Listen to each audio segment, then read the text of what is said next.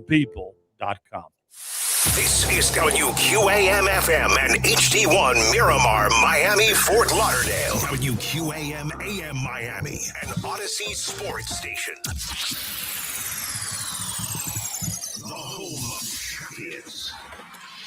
The back-to-back Stanley Cup champion Florida Panthers. The three-time NBA champion Miami Heat. Home of the five-time national champion Miami Hurricanes. And Miami Hurricanes basketball. Powered by Anajar and Levine Accident Attorneys. Call 1-800-747-FREE. That's 1-800-747-3733. The Canes will face Ole Miss in the Fiesta Bowl Thursday at 7:30. The Rebels knocked off Georgia 39-34. Indiana trounced Alabama 38-3, while Oregon blanked Texas Tech 23-0. The Panthers and the New York Rangers will face off in the Winter Classic tonight at Lone Depot Park.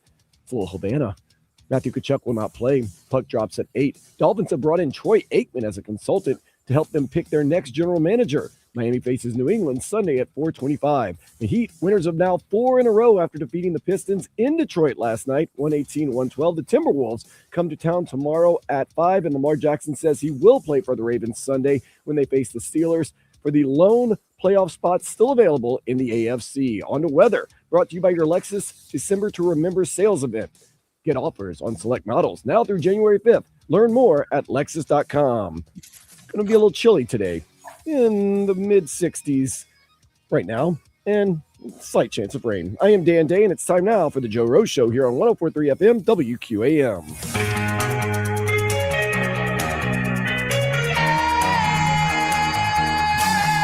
And a happy new year to you and yours. I am Dan Day, along with Omar Kelly from the Miami Herald. Wow, Omar, I told you might have to down that whole bottle of sparkling grape juice that you got for you and your daughter on New Year's Eve. And did you, after the Hurricanes did what you wanted them to do? That was a joyous, elated moment. And understand, I was at the infamous Peach Bowl where Miami got beat up not only on the field, but also in the tunnel physically. Yeah. And to me, that was the end of the era of the great Hurricanes. That was 2004, I believe, the end of the 2003 season. And to see and watch the great return. I know they've been back to the Orange Bowl, during the Mark Richt era, but this team is one victory away from playing a national championship. And I said this from the very beginning of the season. I know a lot of Canes fans are still upset with me because I was quite critical of the team earlier in the season when they were undefeated, because I said they don't have the killer instinct. Mm-hmm. They lack that, and we talked about it. They lack that bite your neck and shake your body kind of mentality.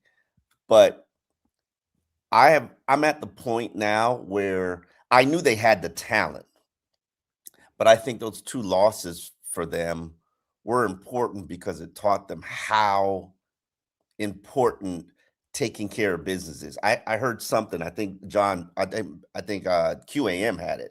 Josh Barrow. Josh. I don't remember. What's his? Josh Darrow. Josh Darrow. Yeah. Had an interview and he was talking to a young player. I can't remember which one it was. And he basically said, those 2 losses taught us how we need to take care of our business. And if we don't take care of our business, it'll be taken care of for us. And they seized the moment. Even I think some of the most important plays of that game was Carson Beck scrambling and running and converting the first down. And when he lowered his shoulder and gained that first down, a play that most Dolphin fans would criticize to death about, even though the general manager and head coach basically told him at the end of the year, stay healthy, do everything it takes, don't put yourself at risk. And he did that all season, and then he got benched for it. That amongst other things. But to see the Hurricanes take care of business and to see Mario at the end of the game get kind of conservative and then open it back up, man, that showed some growth. Got to tell you this, Omar. Number one, Carson Beck with the running thing said he didn't get that first down on that first run that he did. And he goes, that's not happening again. He said, next time I'm running someone over. And that's exactly what he did. And for all the people, and I got this all. No one can celebrate and enjoy anything. Imagine if this team had Cam Ward. Imagine if Cam Ward had this defense. I don't do that. Yeah. Look, Okay. celebrate and enjoy. Imagine. We can imagine everything. Give Carson Beck, give Mario Cristobal, and give this team their Yes. credit. Let's Yes. enjoy this, but at the They- same time, let's whoop Ole Miss. Yes. Absolutely. And that's why I always felt like they had the makings of a championship team, because you know me, Dan. You know I believe in the trenches. You build a team. You're inside all out. trenches. It's mandatory. Not just in the NFL. That's how you win in January and December. But in college football, you own the line of scrimmage. You own the game. Look what they did. Miami did against Ohio State, and they did it their way. With I would love for Miami to get more of a physical rushing attack, and I get it. Everybody, but that's the thing about January and December. Your bodies are a little bit worn out. So if I'm trying to pound on your body, you're eventually going to. It might not be in the first quarter. It might not be in the second quarter, but third quarter, you don't want no more. You're done. You're tired. You're just trying to make it through, and that's the way they played, and that's why they beat Ohio State, and they have the makings of a championship caliber team. Take care of Ole Miss, and then more than likely the way Indiana's playing. Woo! Fernando Mendoza, almost a perfect game yesterday, by the way. Columbus High graduate, by the way. South Florida native, by the way. I say this all the time, and I heard yesterday from a very good University of Miami information provider, Tim Reynolds, who works for the AP. Tim Reynolds and I go. Tim has covered the University of Miami since back in the day when I covered the University of Miami, and he basically said Hurricanes had their shot at Mendoza. They wanted him. I think they did. Yeah. They wanted him. He just didn't. His dad supposedly didn't want him in Miami, which to me is just unreal. But hey, listen, Carson Beck. I actually wanted the Canes to play Georgia. Yeah, that's what I was hoping. Yeah. I wanted Carson Beck to have to face his demons, face his past, and I think the better team won, because I'm going to tell you a little secret, Dan. I actually like the Ole Miss quarterback. Yeah, he's all right, I guess. It's hard for me to like anything Ole Miss, but come on, let your Louisiana ways. I'm an LSU guy, graduate. I know, but you're a FAMU guy. You guys, come on now. I can like Howard. I can like something done from. You like Southern University? Yeah, I mean, I'm fine with it. I'm okay with it. I've gotten past all that vengeance and beef. Alabama State. Yeah, I can live with it. I mean, great university. Here's the thing about Ole Miss, and I love the Lane Kiffin angle. I think Lane Kiffin makes it even look worse for LSU, by the way. Lane Kiffin will continue to troll the nation, because that's what he does. So he'll probably be at the next round. He will probably just continue to hang around. It benefits LSU. I don't know why you're mad. It benefits LSU. You keep talking about Lane Kiffin, more exposure. Lane Kiffin's probably going to recruit half that Ole Miss team. I mean, bring him to LSU. He's got the money now. Well, not that Ole Miss didn't have money before. So, but you know what? The one thing I went to the Orange Bowl and I saw the Oregon and their quarterback, and then I was not impressed, by the way. Right. I've never been. You know what? It's funny you say that, because, and I wrote this in a Miami Herald column, because I was really just there to watch him. I didn't pay attention to what else happened in the game. I just watched him, and that's how I watch college football. For those who don't know, I watch college football just for prospects. There are points in this when I watch college football, it's in the spring before the draft. So there are points where I don't know who won the Michigan Ohio State game. I don't know who won LSU Alabama. So I'm watching that game and I'm just like fascinated at what's happening. But I'm really just focused on 4 or 5 prospects. But to watch but I've watched him a couple of times. He locks in on his receiver. Great arm, good throwing mechanics, solid athleticism. Doesn't exactly utilize it, but more like a CJ Stroud. Can run if necessary. Can move out the pocket and throw on with changing the launch points. So there's tons to work on. But that guy stares down receivers the entire game. I'm like, that's not going to work in the NFL. You can't do that. And then who else did I watch? I watched the Alabama quarterback. Oh, I mean, I know he got hurt, but he right. got benched. Yes, he did. And the quarterback who came in, I could work with some of that. I might, if I'm him, I might insert myself in the transfer portal and see what kind of work I can get. This is the new day of college football, and everybody's transferring every year. Why not? Why not see what opportunity I can get? I know I'm not going to play ahead of this guy who's projected as a first-round pick. Even the Ohio State quarterback, who a lot of people are projecting as a first-round pick next year, a lot of people are telling you, oh, he's going to be it's a better draft next year for quarterbacks, and it probably is. Let's be honest about it, because I'm at the point where it's Mendoza or nothing. Yes, sir. And I'm sure the Raiders are probably tanking to take Mendoza. They should. Yes, but you could probably sell it for a good bounty, maybe 4 draft picks.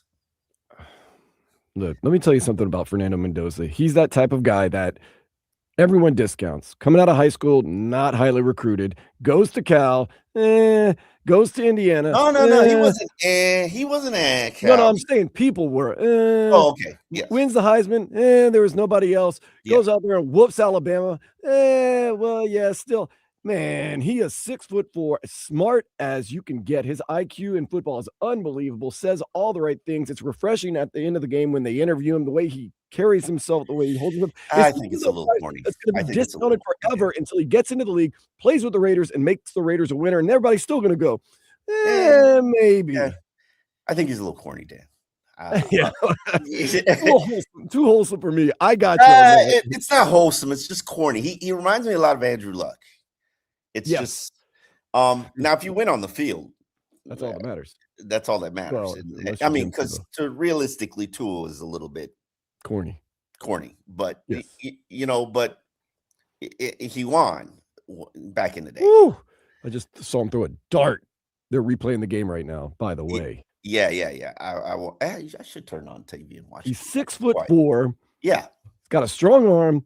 His face is a map of Cuba. He's got it, man. I don't know. If yesterday taught me anything, it's if you want to doubt Fernando Mendoza, go ahead. But I'm past that point now. I believe in him. It's not just Fernando Mendoza; it's his team. His team's darn good. His team is darn good. Their coach is darn good. That's why they locked him in for 10 years.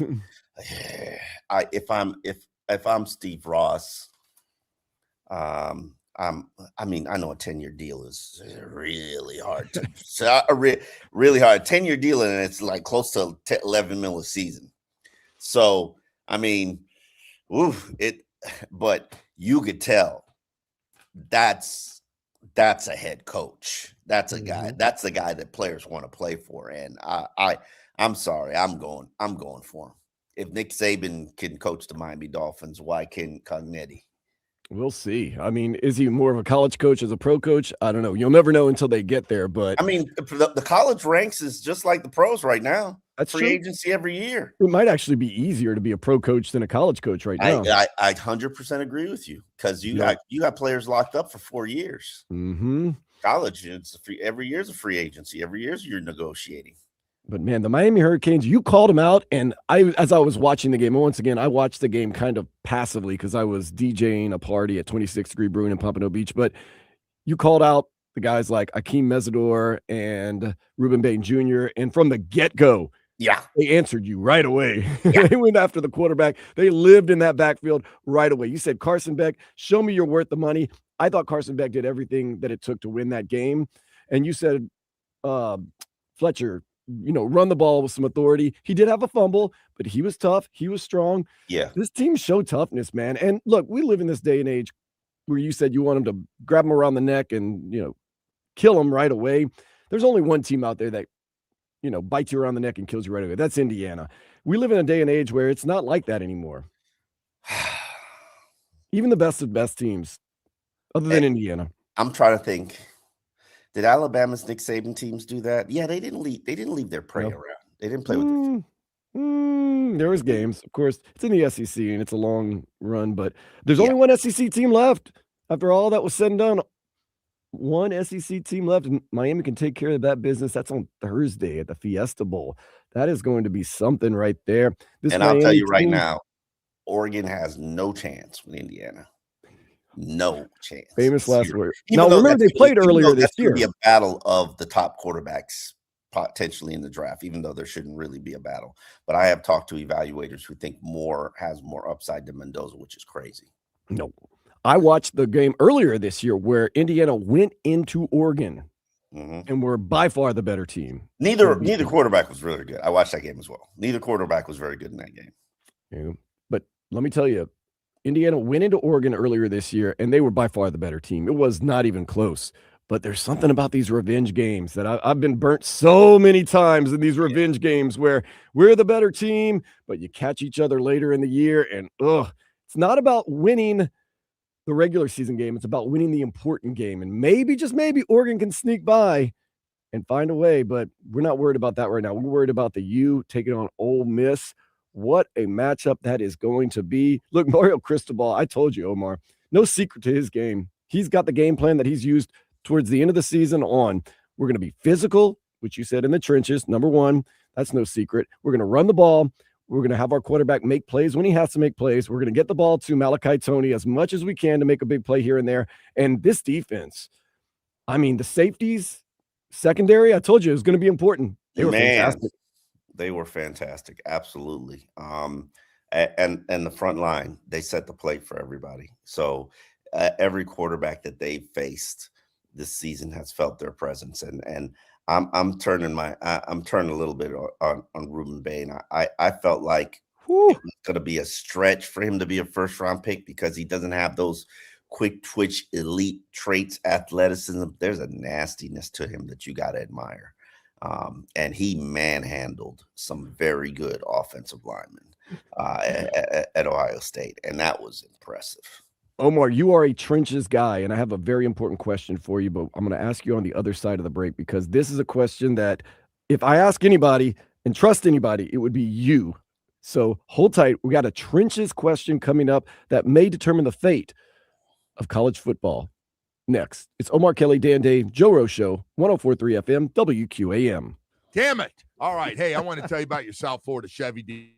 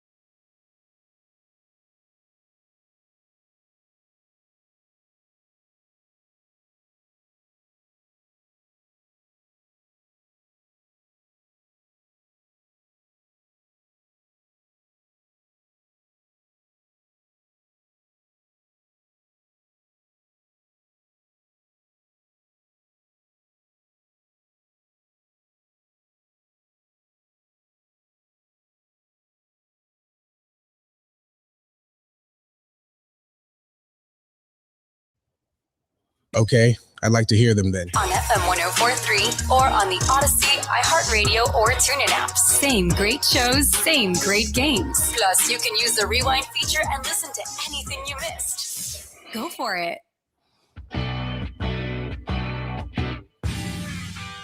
So we have a bevy of bowl games today, finishing out the quote-unquote bowl slate before we get the final 2 bowl games of the year later on next week. 4 bowl games. At 1 o'clock, you get the Armed Forces Bowl between Rice and Texas State. 4:30, Liberty Bowl, Navy, Cincinnati. 8 o'clock, you get the Duke's Mayo Bowl. Love that one. Wake Forest and Mississippi State. Then the Holiday Bowl, SMU and Arizona. But we are getting ready for the Fiesta Bowl on Thursday with the Miami Hurricanes and the Ole Miss Rebels. That is going to be a 7:30 kickoff right here on 104.3 FM WQAM and 560 WQAM.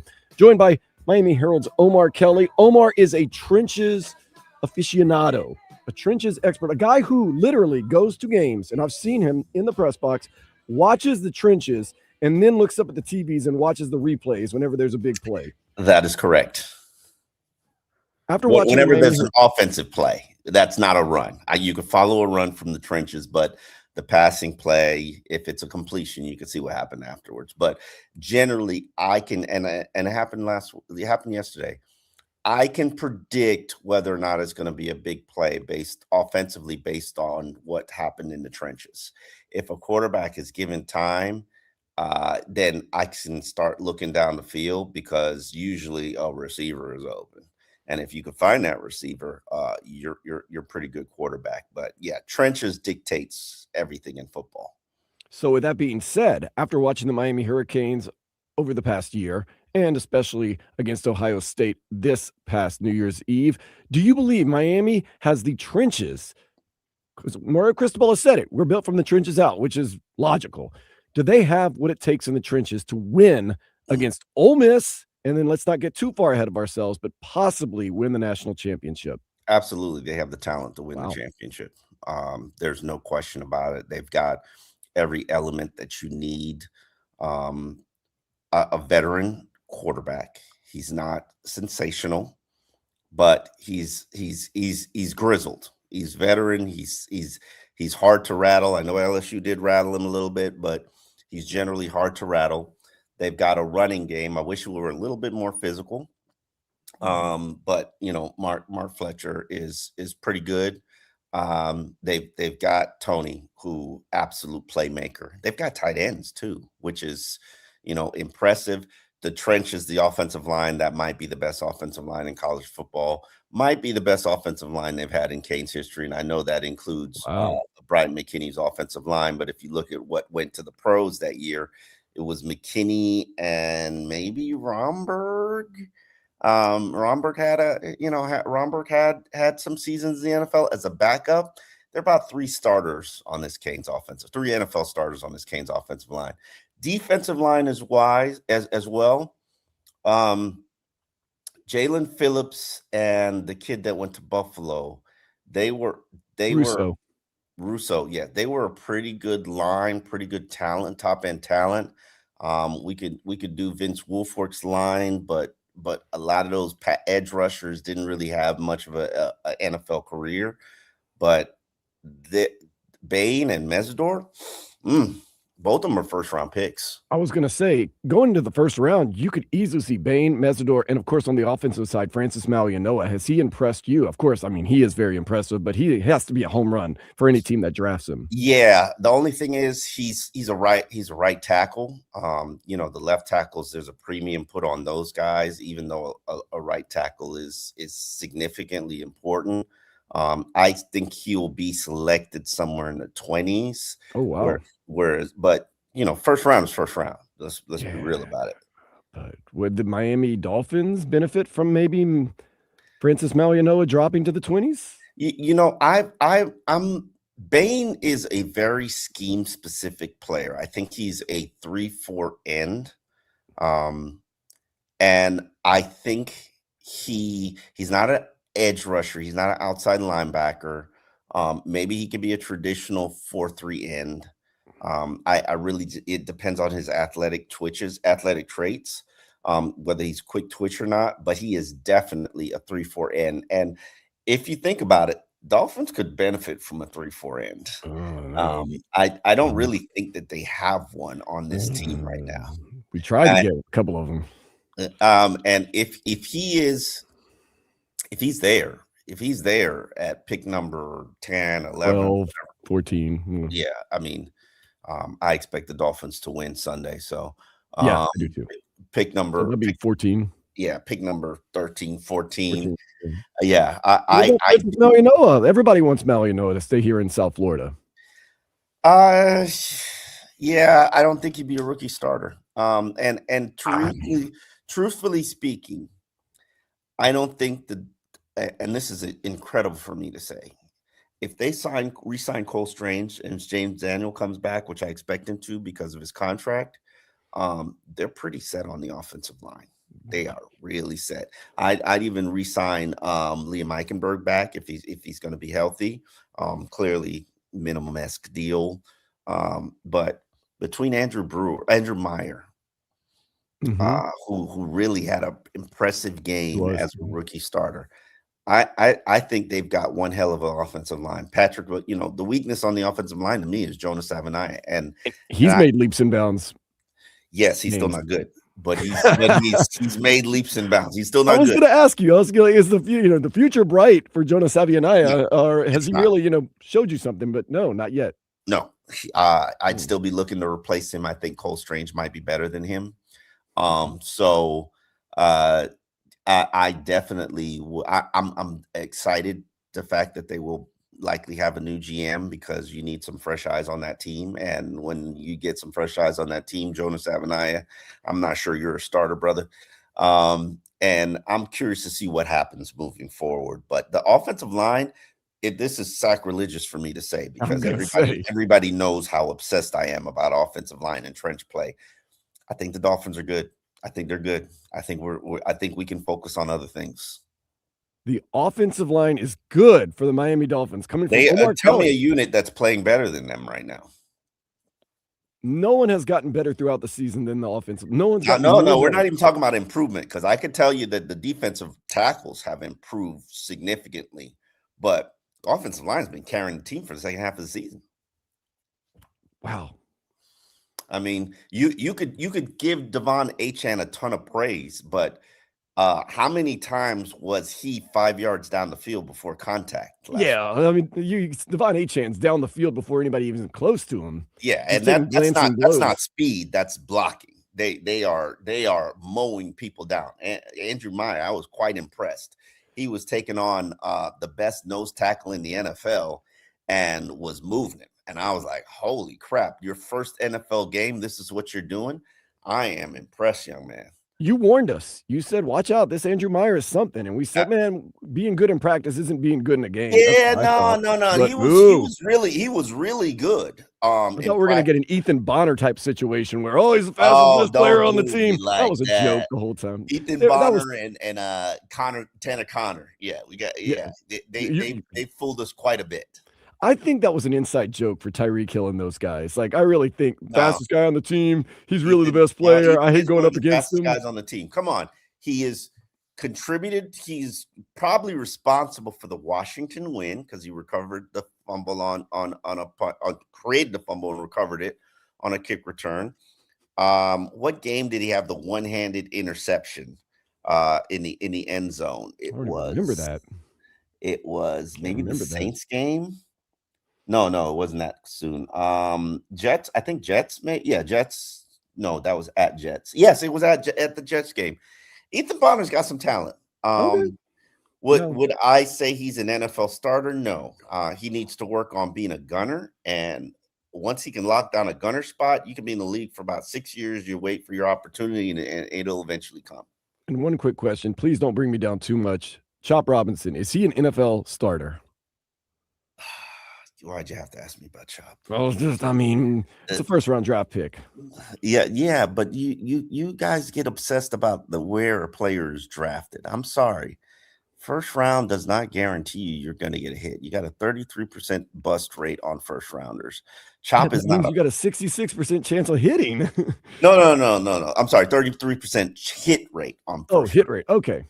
Yeah, so you got a 66% chance of Failure. rolling snake eyes. And So 1-3. Chop is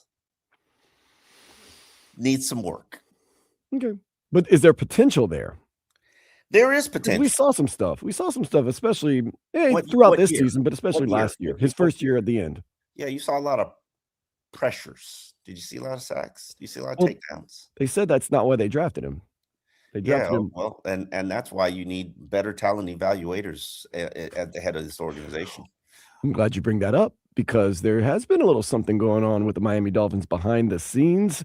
I want to get your take on it next, Omar. Of course, Omar knows about the Dolphins as well as anybody else because he's covered them forever. He covers them for the Miami Herald.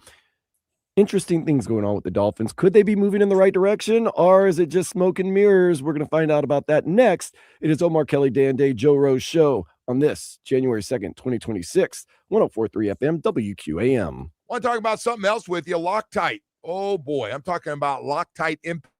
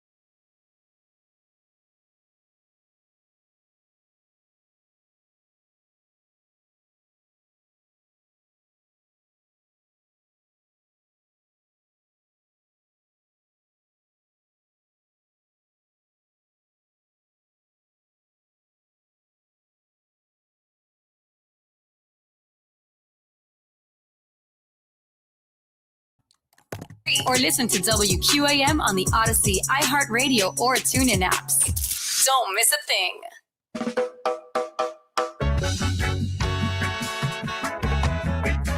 It is a feel-good Friday here on the Joe Rose Show. Joe Rose, Dana Rabinowitz, feeling good right now, probably in bed, sleeping. That means Omar Kelly and myself, Dan Day, making you feel Irie on a Friday. And Omar, I want you to make me feel Irie when it comes to the Miami Dolphins. I know there's a lot of reasons not to feel Irie, but they did something. They brought in Troy Aikman as a consultant to find the next general manager. Is this just posturing, or is this actually something? This is the first step at creating change and creating the culture and finding a good football person to put at the top of your organization. It's something that I fully believe is absolutely necessary and needed, because I had lost confidence in everybody in that organization, because I've learned and felt that people always wanted to put puppets in place so that they can control them. And that's really unhealthy, when what you really need is somebody with strong conviction, somebody with a strong belief, somebody with a great eye for talent. There are too many instances where we have drafted Chop Robinsons and Noah Igbinogheni's and Channing Tindalls and Cam Smith, and lack the ability to see and identify, hey, great athletic traits for Chop Robinson, but no college productivity. This might be a problem. I don't want the athletic traits guy. I want a guy who produces on the college level. And I don't necessarily want a player who couldn't play at Maryland to go transfer to Penn State and then plays and doesn't really produce. That I'm sorry.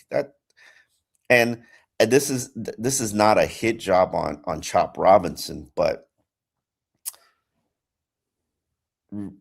I don't think a real talent evaluator would have selected him as high as he was taken, because there's an unfinished product there. There's a guy who lacked the toughness to set the edge and still struggles with that, which explains why he's only started maybe 5 games in his NFL career for the last 2 years. Talent, quick twitch, good athletic ability, but where's the production? And so Aikman, and I support this move. Not only that, but I support the move of having Dan Marino on your search committee. I encourage you to go out and get more. Why is Zach Thomas, a man who lives and breathes the Miami Dolphins And football.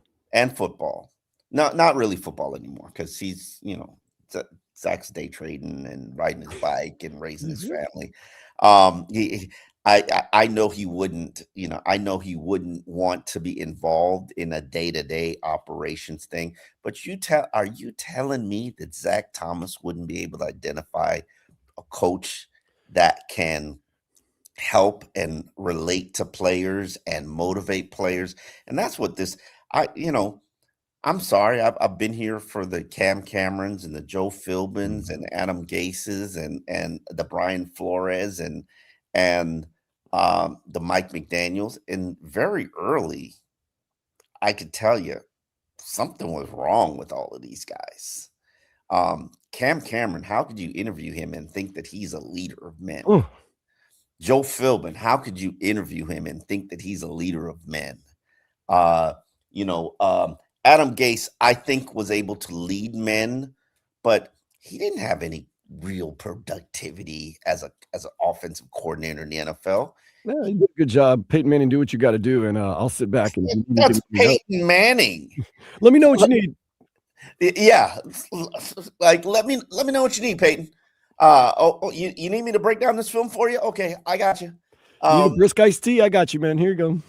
And Jay Cutler, like, come on. Yeah.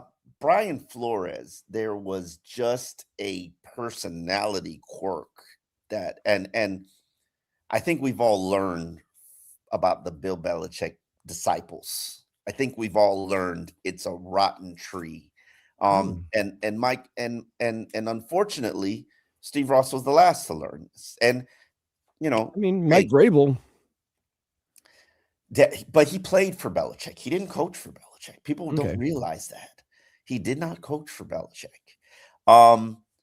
And what was it? And so It's a rotten tree. Yeah, no, rotten tree. And then Mike McDaniel, like him. I will testify on the Bible. He's an innovative coach. I will tell you, I watch games and see things that Mike created that are copied and replicated in NFL teams. I saw a play in a bowl game. Utah did a play, a fake tight end blocking a screen and goes out to flare out and catch a touchdown pass. And I said, man, if Mike McDaniel sees that, he's going to not only incorporate it, but create 5 other plays off it. That's who Mike is. But leader of men, commander of a room, relatable guy. I think every player relates to him, which is why they can play for him. But can he inspire me? You can watch a Mike Tomlin press conference. You can watch a John Harbaugh press conference. Don't leave Sean McVay out. Sean McVay.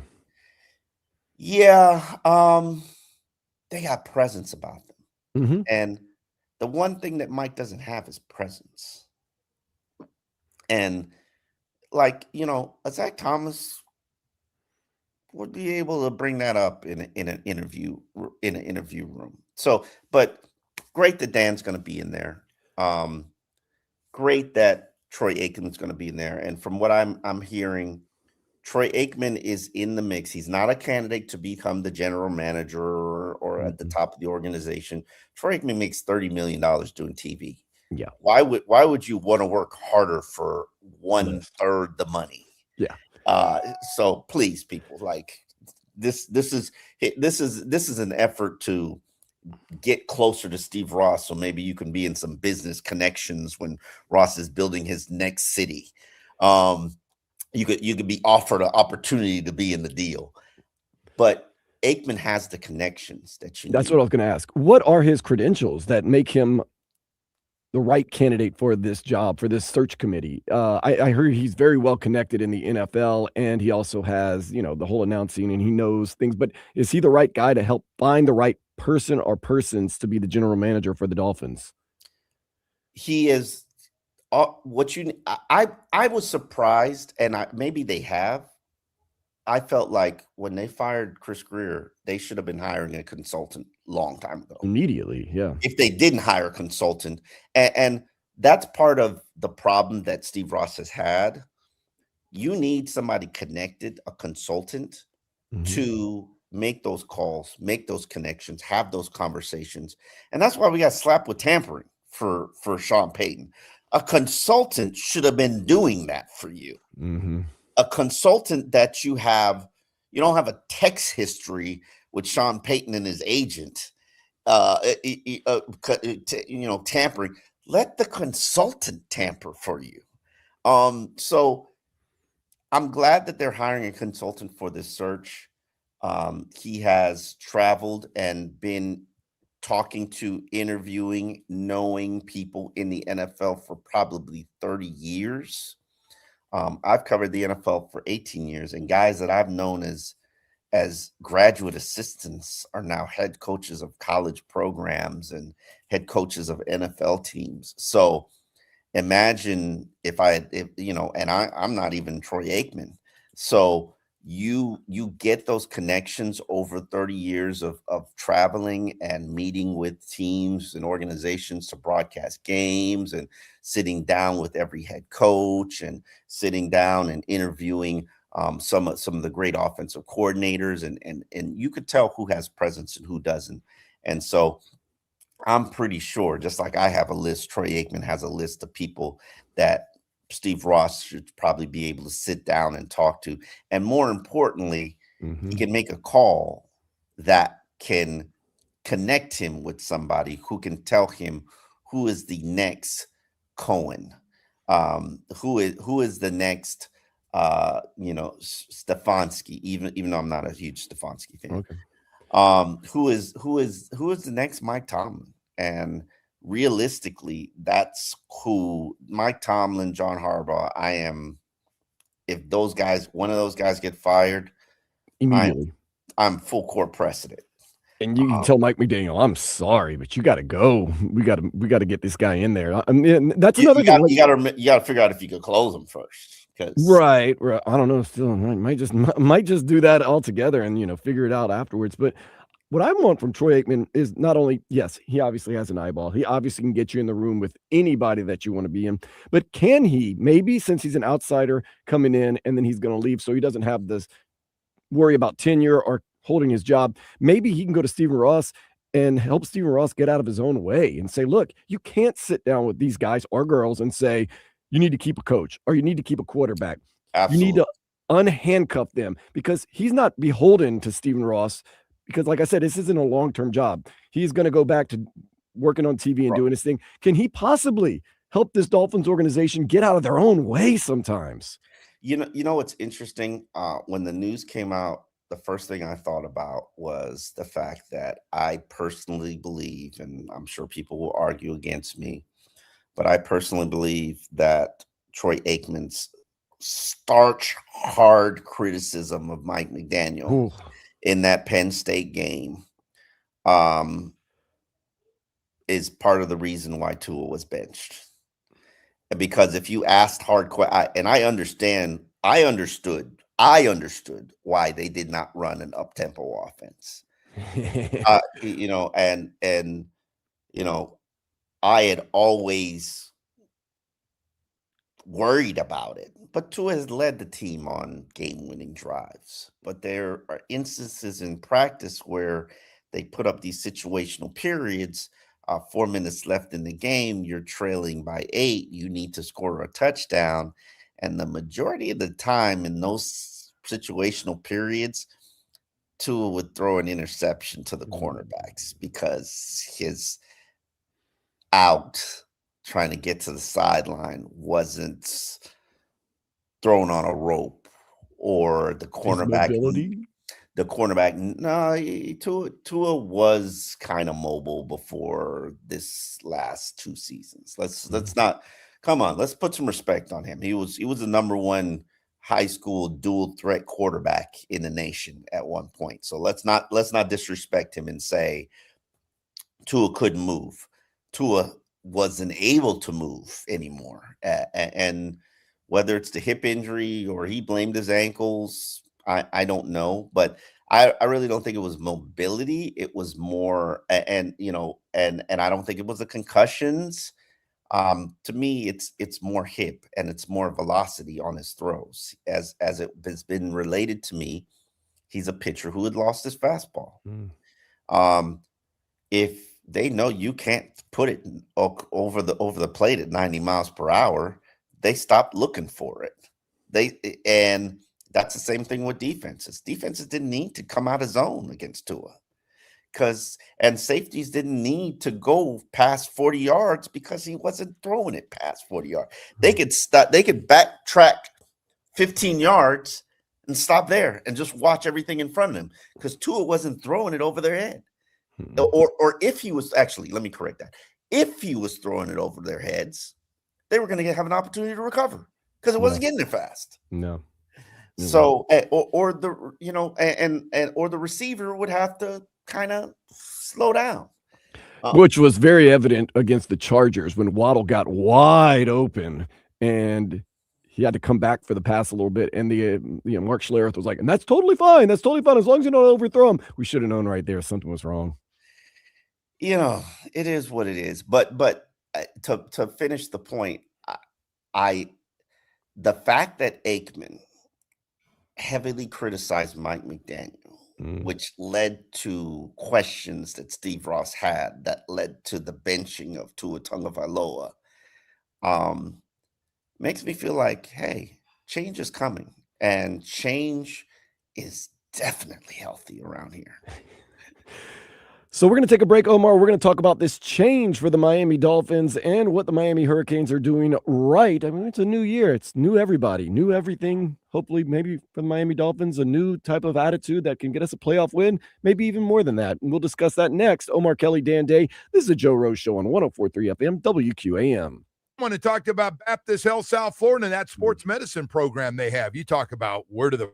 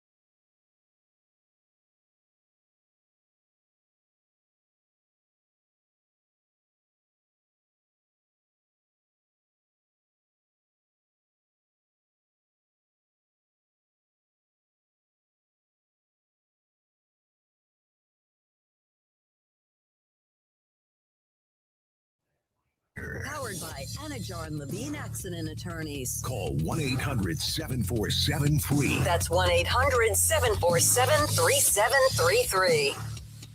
The Panthers and the New York Rangers will face off in the Winter Classic tonight at Lone Depot Park. Puck drops at 8. Matthew Tkachuk will not play. The Canes will face Ole Miss in the Fiesta Bowl Thursday, 7:30. The Rebels knocked off Georgia 39-34. Indiana trounced Alabama 38-3, while Oregon blanked Texas Tech 23-0. The Heat, winners of 4 in a row now after defeating the Pistons in Detroit last night, 118-112. Timberwolves come to town tomorrow at 5. The Marlins did trade pitcher Adriano Marrero to the Dodgers for outfielder Esteury Ruiz. Ruiz led the American League in steals in 2023 as part of the A's organization. I am Dan Day. Now back to the Joe Rose Show here on 104.3 FM WQAM. This hour of the Joe Rose Show is brought to you by Baptist Health. Well, in come the unconquerable, Your Highness. Happy Friday, Happy New Year's from the Joe Rose Show. Omar Kelly and Dan Day hanging out with you. Omar, I hope you had a very happy New Year. I know you took it kind of light. You said you and the daughters just kind of stayed in, enjoy the night. You know what? The national champion, I'm sorry, I shouldn't call it the national championship game. The Hurricanes' big game, which did feel like a national championship to me. I don't want to, say that we're at the finish line because the job is not done yet. But even if I was going to turn up that night, and I did feel like partying afterwards, yeah, all my emotion and energy was spent on that Hurricanes game. It just was. Did your daughter understand the gravity of the game? My daughter was knee deep in her iPad till she got sleepy. But she did finish the game. But yeah. She knows Daddy likes football. She knows Daddy works football and works podcasts. But I don't think she gets it. So but did both of you make it to midnight? Yeah. What time did the game end? No, it ended kind of early, 11:15, 11:30. I heard fireworks, but I don't think I made it to the game. I didn't think I made it to the end of I don't think I made it midnight. Don't think I did. Yeah, it's cool. I mean, I made it to midnight, and I stayed a little afterwards, and then it was just an absolute treat on the way back listening to Danny Rabinowitz on the post game. Just whenever you have a big win like that, to celebrate and the way everybody was feeling, and then Don Bailey Jr. I mean, nobody eats, sleeps, breathes Miami football more than him. To hear just the jubilant voice that he had, it just felt good. It really felt good, man. It feels good when you win. Absolutely. I mean, a lot of Dolphins fans don't know about how good it feels to win a playoff game because a lot of them weren't around for that 25 years ago. You have to be like 35 years old to remember the last Dolphins playoff win, to be honest with you. Is that how old you have to be? You probably start remembering. I mean, you remember things when you're 5, but you don't really get the gravity of the situation. You probably have to be around 10 years old, something like that. Man, that's crazy. It just shows you, it's been a while. It's been a while since they've won. And I remember I was in college, I vaguely remember I remember the Dan Marino Jacksonville game. Yeah, that's the one. That's the last playoff game I remember from the Dolphins. I don't know where I was in 2000, but I don't remember that. But I remember how disappointed the world was with Dan Marino. Yeah, and I hate the fact that he got pushed out then, because I'm not a big believer in pushing out your legends. Like, I hate the fact that Don Shula got pushed out. I honestly think that we're paying the price for that in karma. For the last 2 decades, pushing out Don Shula and Dan Marino before they were ready to give it up. But all things must come to an end, including the Miami Dolphins dynasty, because when this journey started, the Dolphins were the winningest franchise in all of sports. And here we are now, 25 years later, we're a laughingstock. Well, I'll say this, Mike McDaniel and Tua Tagovailoa, not Dolphins legends, at least not yet. Do you feel as though with the hiring of Troy Aikman as a consultant that their days are numbered, very, very shortly numbered here in Miami? Both of them. I personally think that Tua will be here next year, because there's so many different financial ramifications that penalize you if he's not. The way that I have, and I've done my bookkeeping, and I have the Dolphins cutting 5 players. Not going to name the 5 players because I don't want that to become some aggregator headline. But those who are in the know can figure it out. I have the Dolphins cutting 5 players and creating $52 million worth of cap space. Now, that does not include cutting Tua Tagovailoa. That's with Tua here as the backup. You eat the salary for 1 season. It is what it is. But if you cut or trade Tua, and I'm going to look it up, that could be able to give you the exact number right now.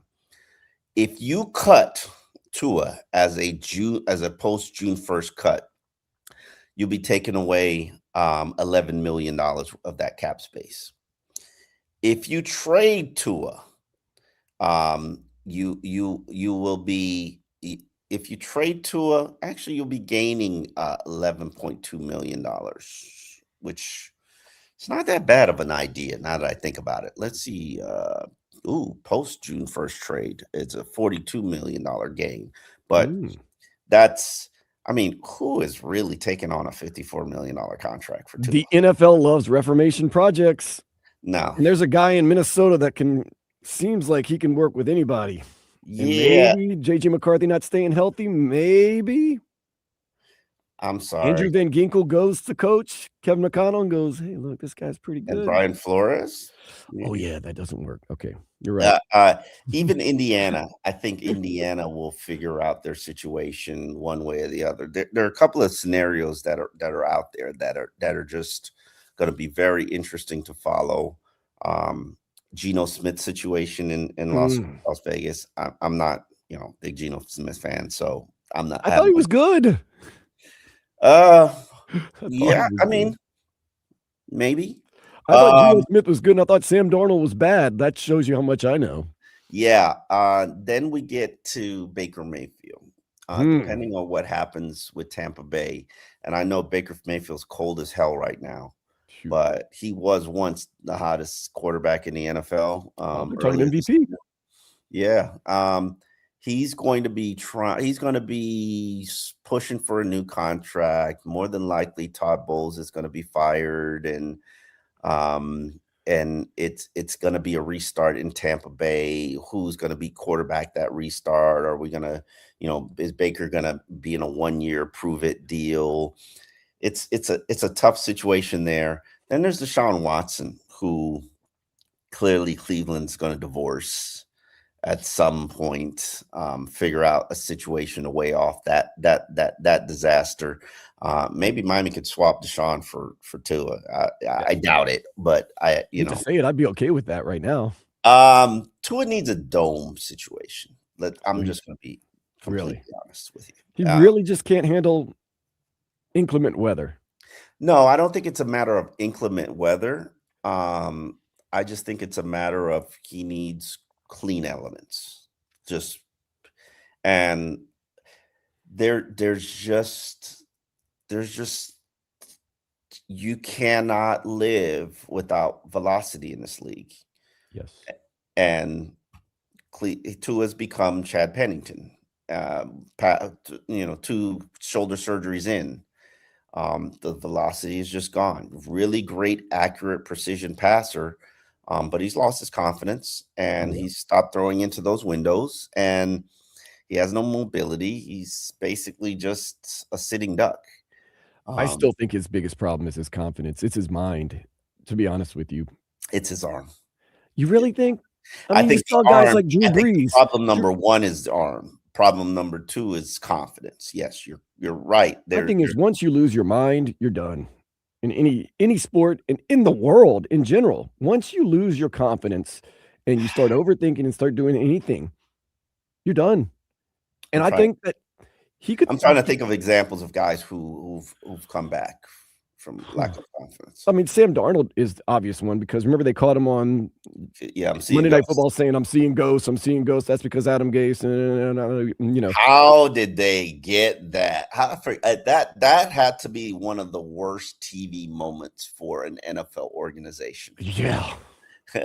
Like that had to, the Jets just had to be like, oh, even though the Jets do a lot of that.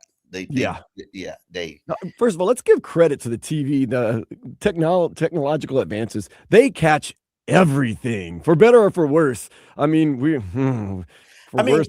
we get to the point where we are miking up the seats? Why not? The more the merrier. The worst was for the Dolphins, Jalen Ramsey. You are making the majority of your money from television. Let's be real about it. Yeah. Nobody goes to games anymore. Yeah. Nobody goes to games anymore. They're making smaller. I don't even know what your TV contracts are, but that's the majority of your $16 to $17 billion you're making in this league a year. So so let's just mic up the benches. Yeah. And hear those conversations. Yeah, that'd be fun, man. That'd be awesome. I mean, they have some editing, but they didn't edit Jalen Ramsey this year. Looked right into the camera, said he's weak. And whether he was talking about Tua or whether he was talking about Greg Dulcich, I don't know. It was neither of the two individuals. If you know Ramsey. Oh no, he wasn't. No, he was talking to the sidelines, possibly. Yeah. I know Ramsey, and I know Ramsey does not like a certain individual on the sidelines of the Miami Dolphins, and that is the main reason why he refused to play for the Dolphins this year. And that's the main. No. He didn't refuse to play for Dolphins. He was kicked off the Dolphins. Don't get that twisted.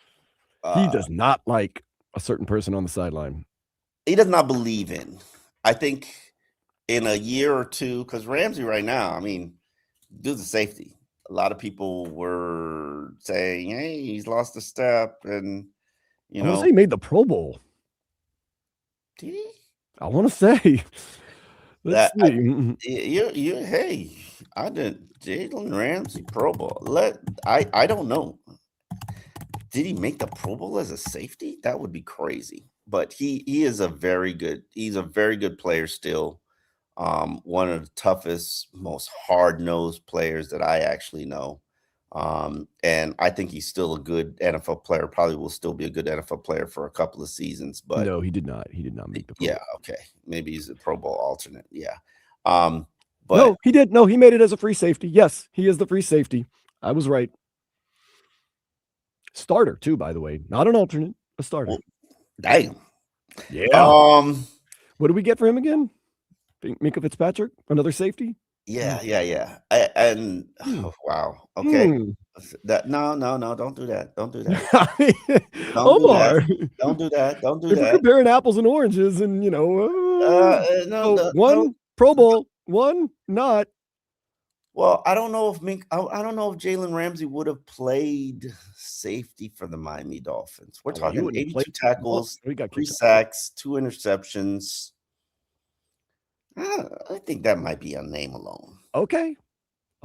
I've watched Pittsburgh. I'm a fan of Pittsburgh. Obviously, we're all fans of Pittsburgh. This is going to be tough. This week is going to be tough. This is a showdown. The AFC South is AFC North.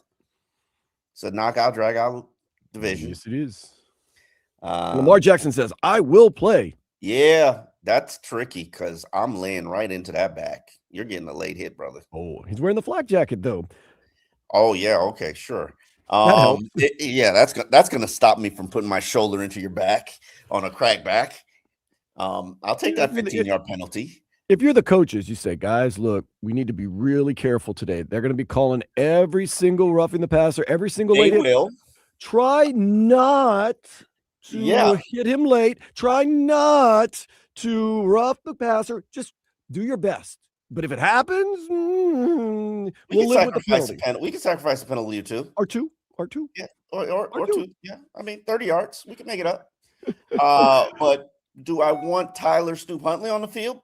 Yes. He hasn't been bad. He is not. He is a magic man with the Ravens. Now with the Dolphins. Listen, he should never leave Baltimore. No, no. Uh, He's great. I watched that playoff game a couple years ago in Baltimore. I was like, where is this guy coming from? Then when he got on the Dolphins, I was like, we got our guy. Yeah, it didn't work out that It way. was just a little too complicated for him. Yeah. He needed something. I don't even know if you could say it. What Tyreek said at the end of the season about him raw, whating the offense. I was just like, man, just put it to me plain and simple. He was just out there freestyling, freelance, doing his thing, and didn't really work for Miami, but hey, He did beat the Browns. yeah, it would have been better if he beat the Jets, but hey, Yeah. I'm not a Tyler Snoop Huntley fan. Not he's not in my Jacoby Brissett category of trash that continues to exploit Man, teams. But that dude. yeah, that dude just keeps Got the ruining franchises. best agent in the game. No, I think he's his own agent. Oh, wow. Yeah, He's a good businessman. I'll give him credit. Man. listen. He keeps finding work and keeps stealing jobs. Even in college for the Gators, I was like, who is this guy? Why is he starting? Yeah, man. Props to him for continuing to hustle because hustling is a lost art in today's age. But Jacoby Brissett continues to steal jobs and ruin franchises. Not to say that Kyler Murray's another one that's going to be out there on the move. I have no idea how a lot of these coaches feel about Kyler Murray, but I certainly would be interested in his former head coach. Oh, his former head coach. I'm sure interested. I'm a Kyler Murray supporter. I All think you right. put him in the right position. I think he'll be all right. There have been. Let me read this because I use this in my column that I wrote on the Moore Kid from Oregon. There have been 4 quarterbacks that have started less than 20 games in college athletics and been first round picks. They are Anthony Richardson, Kyler Murray. Not trash. Damn it. Why can't I find this list? I'm going to, I can't find my story, Well, but go find the list, and we're going to come back. And Lamar Jackson also said some very interesting things yesterday after practice. He was at full practice. What does it mean for the Dolphins? We'll discuss that next. It's Omar Kelly and Dan Day on the Joe Rose Show here on 104.3 FM WQAM. Hey, right now I want to talk to you about Mike Okachi at Choice Mortgage. He's got an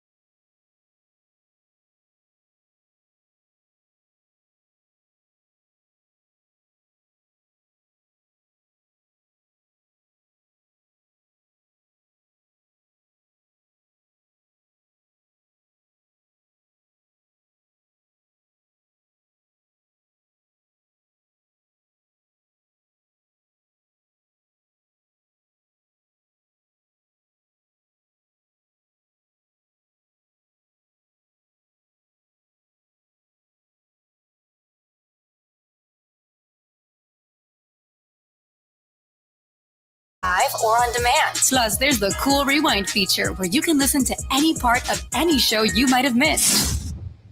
Anytime. 15 minutes of Game Day Uncensored is brought to you by the Lexus Golden Opportunity Sales Event. Get offers on select models now through September 2nd. Learn more at Lexus.com.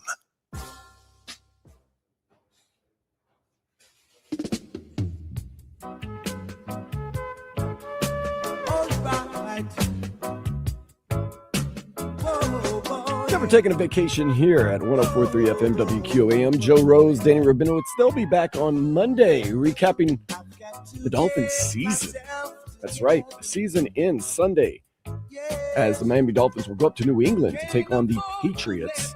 And the Miami Hurricanes football season continues as they defeated favorite Ohio State in the Cotton Bowl. They go into the Fiesta Bowl to take on Ole Miss. That is Thursday at 7:30 right here on 104.3 FM WQAM. Omar, are you going up to New England for the game on Sunday? Yes, I have a ridiculously early 6:40 flight. Some early flights. I'm going to have to really take my behind the bed. Yeah, got to get that sleep. But yeah, it's not looking forward to it, even though it's probably only like 20 degrees colder than it is here. I hate when it turns cold in South Florida. Just hate it. Not my favorite. No. Some people love it. They love it. Yeah, some people love it because they can bring out their leather jackets and their Uggs and their fur coats and change up the wardrobe. The thing is, though, they love it, Omar, because they know it's not sticking around. I guarantee if we had 3 weeks of winter, they'd be, I can't take it anymore. Yeah, it's this because I travel in this weather. I don't want it where I live. First of all, you got to hate traveling in this weather because you always have the delay possibility. One time I had a spring break coming back from Wisconsin. It took me 4 days of my 7 days off to get home. I lived in airports. It was absolute misery. Yes. I had Pittsburgh, coming home from Pittsburgh. I mean, literally, I had an early morning flight. They pushed it back to like 2:00. I don't even know why they did. And then it threw off the connection. Then I had to get a new connection. Then the connection had delays. I spent 14 hours in an airport or an airplane that day. I think that was Pittsburgh. I think my back is just recovering. I really should have went to my chiropractor when I got back because, man, I was in pain. But oh man, it's brutal. But that's why those airports have massage chairs and massage areas and booths and honestly, I need to start taking advantage of that because any time I'm on an airplane, my back is jacked up. Oh, and you know me, I'm so hood. I'm always flying Frontier or Spirit, so there's no padding. No, I can't even sleep on these planes. You're probably one of those guys who can travel in with just a book bag. That's what I do, of course. I go to Europe with a book bag, honestly. I don't know how you pull that off. Couple shirts, couple pants, couple drawers, and you're ready to go. Couple socks, good to go. I couldn't even no change of shoes. No, I only wear one type of shoes on one pair of shoes. Yeah, your Chucks. Yeah. Yep. They go with dress attire. They go with casual attire. They go with anything. Do they really wear a tuxedo? Do they really though, Dan? You can wear a tuxedo with Chucks, and everybody's you're the prince or the princess of the ball. Everybody loves them. They just look at that person as the quirky person in the room, right? Which you fit into that description. So yeah, but let me tell you a secret, Dan. They don't go with everything. Okay. Well, they go with everything I got. So, that's how it is. And speaking of me being the quirky person, it depends where I'm at. In places like South Florida, yeah. And of course, you've traveled across this great nation. Places like the great Northwest, like Seattle and Portland, Oregon. Sometimes I'm the straight guy, I'm the guy that kind of straight edge a little bit. I could see that. You're correct. I have cousins that are artists in like Olympia, Washington, and they have to vouch for me when we go in bars. Like, he's with us, he's cool, and they're like, "Who's this guy?" I'm like, It happens. It feels weird. No, you're right. I do. It's funny that like I give you a perfect example. When I went to Florida A&M, just different. The point is, different areas of the country have different types of people. Exactly. They just do. And in fact, different areas of a city have different type of peoples. You want to go hang with the Russians, you go to Aventura. You go Right. you want to go hang with the Jamaicans, you go to Miramar. That's what I hear. You want to go hang with the Dominicans, you go over there to the Jackson area so traveling the country and seeing. And that's one of the great benefits of this job, seeing that there's so many different variations of type of people and region. Like Boston now. Boston's one of the most liberal cities in America. Oh, really? Yeah. I've never been. It's the most, I think it's the most liberal city in the Northeast. Okay. Even more than New York City?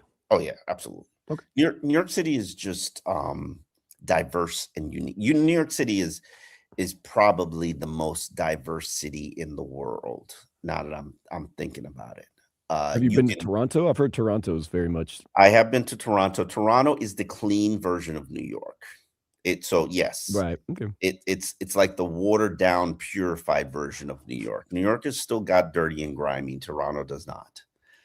Toronto is Drake personified. Okay. Yeah, that's what I was gonna say. If anything was a symbol of Toronto, I would think it would be Drake. Yes, Drake is the absolute symbol of Toronto. Cool, but a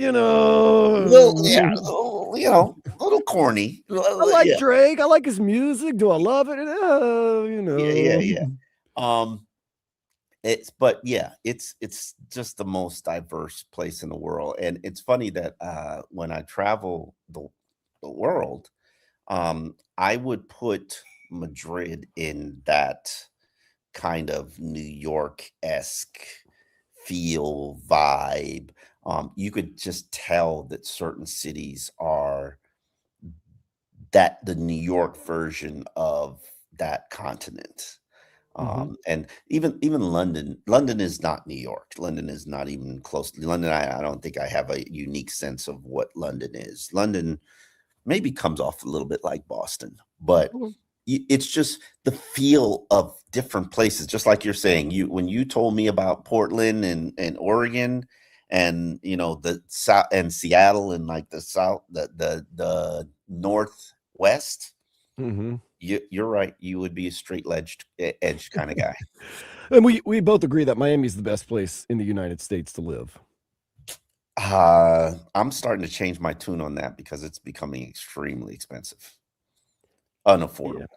Yeah. That is part of the problem. But yeah, I mean, like I've traveled all over. I've lived all over, and every place has, like you say, it has its good sides, it has its bad sides. But to me, Miami, you've got everything you could ever want. You've got all your sports teams, whether they're winning or losing. That's not the point. You've got the beach. You've got the bay. You've got the city. Louis can't complain. We got championships. We got an MLS championship. We got two, and we might have a third. Could have a third. I like the West. I like living out West. I like California. I like Portland, Seattle, all those places. New Orleans is unlike any city in the United States. It's very European, but I've spent my time there. I'm done with it. Yeah. So it's a great place to hang out. But yeah. And then of course I've been to a lot of places in Europe. But I'm gonna go to Madrid and go to Barcelona, maybe Ibiza. That's next year, 2027 though. But you've been to Madrid, so I'll have to take your notes on that because you said it was a pretty fantastic place. Absolutely. Good food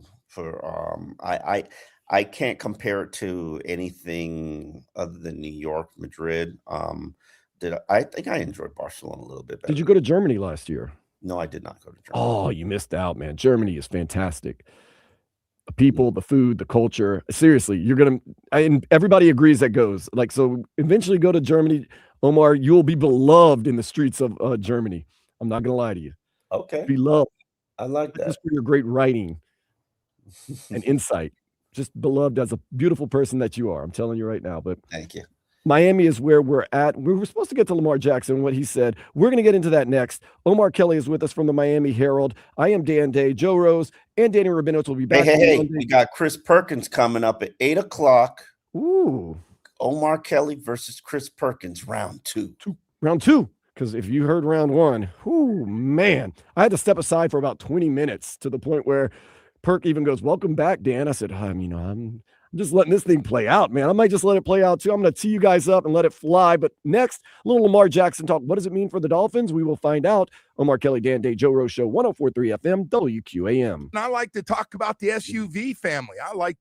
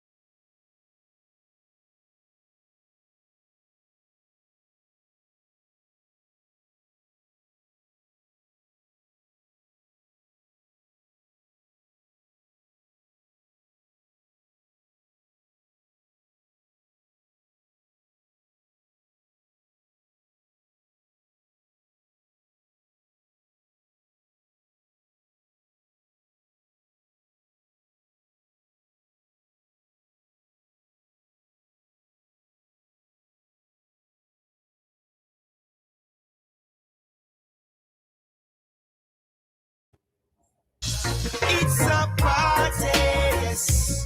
Everybody will come in here tonight. Reggae magical party, yes. Big sound swing up, man and man lock down a whole of it's a party, yes. Can't see me never tell you Celebrating the Miami Hurricanes' victory over the big bad Ohio State Buckeyes, defending national champions, by the way. Actually, I got a call at 5 o'clock in the morning yesterday from a guy who used to work here, a good friend of mine, Danny Garcia. He said, I just got off of work. I just rewatched the Miami Hurricanes Ohio State game, and I want you to let everyone know. Back in 2023, Ohio State ruined the Miami Hurricanes' chance to win back-to-back championships. Payback is a you-know-what. The Miami Hurricanes this year ruined Ohio State's chance to win back-to-back championships. Miami Hurricanes fans feeling pretty okay right now, but the job is not done. Ole Miss is next this coming Thursday at 7:30. We're going to have the game right here on a 104.3 FM WQAM. Miami Herald's Omar Kelly is joining us in just a couple of minutes. We're going to have Chris Perkins on from the Sun Sentinel, and they're going to do battle over what's going on with the Miami Dolphins. But Omar, a lot of people talking about Lamar Jackson would love to play with the Miami Dolphins. Well, he said some interesting things yesterday. He said 100% he is going to play this Sunday in the win or go home game between the Ravens and the Pittsburgh Steelers. He said also that he was really hurt because there was some skepticism about, his contract and all that stuff. He says, I'll never quit on my team. Then at 4 different occasions, asked if he wanted to come back and play with the Baltimore Ravens. 4 different times he said, absolutely. To me, that means he's not playing for the Dolphins next year. Don't speak so soon. I think there are a lot of things that still have to be figured out. That story, written by a very well-respected columnist who's been doing it for a number of years, is a leak story, and it doesn't get out there by accident. I personally believe that there is a beef between John Harbaugh and Lamar Jackson. Well, when asked about that beef, Lamar Jackson says, I don't know where that noise came from. You know where that noise came from, Lamar. You absolutely know where that noise came from. That was an assassination attempt on you. To people talking about you playing Xbox till all hours of the night. He said he did not fall asleep during a team meeting. He says he sits up front and he goes, you think John Harbaugh would let anybody fall asleep in a team meeting? Listen, assassination attempts don't always succeed. The question is, you got to find out where that coup is coming from, and who's trying to take you out. I have a very strong belief that John Harbaugh is going to be made available at the end of this season, and maybe even Mike Tomlin. I really don't feel like Mike Tomlin is going to be made available, or the Pittsburgh Steelers are going to be forced to trade him, or that Mike Tomlin would pick the Miami Dolphins. So I personally believe that Dolphin fans need to be rooting for Pittsburgh this Sunday, because if John Harbaugh becomes available, I'm full court pressing that day.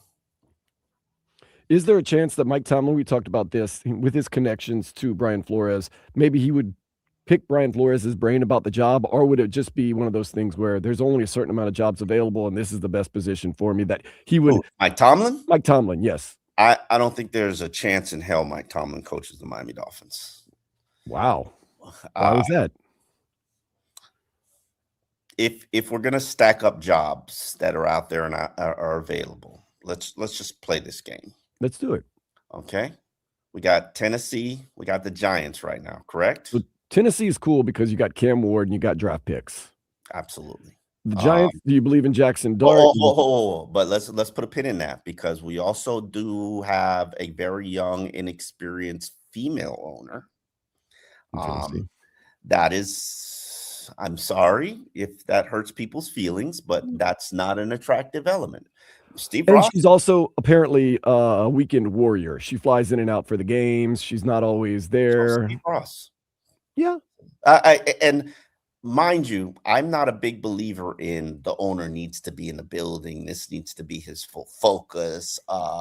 Steve, go make your billions because we need it to pay players. Go build Palm Beach. Go make your money. But the argument for that would be you act differently around the office when your boss is in the house and when your boss is not in the house. I don't, but go ahead. You don't? Okay. Well, around here at the radio station, I can tell you, it's a totally different animal when our general manager is here and when she is not here. People act a whole lot differently. All right. I don't know how that translates in football. 25 years, so I take your word for it.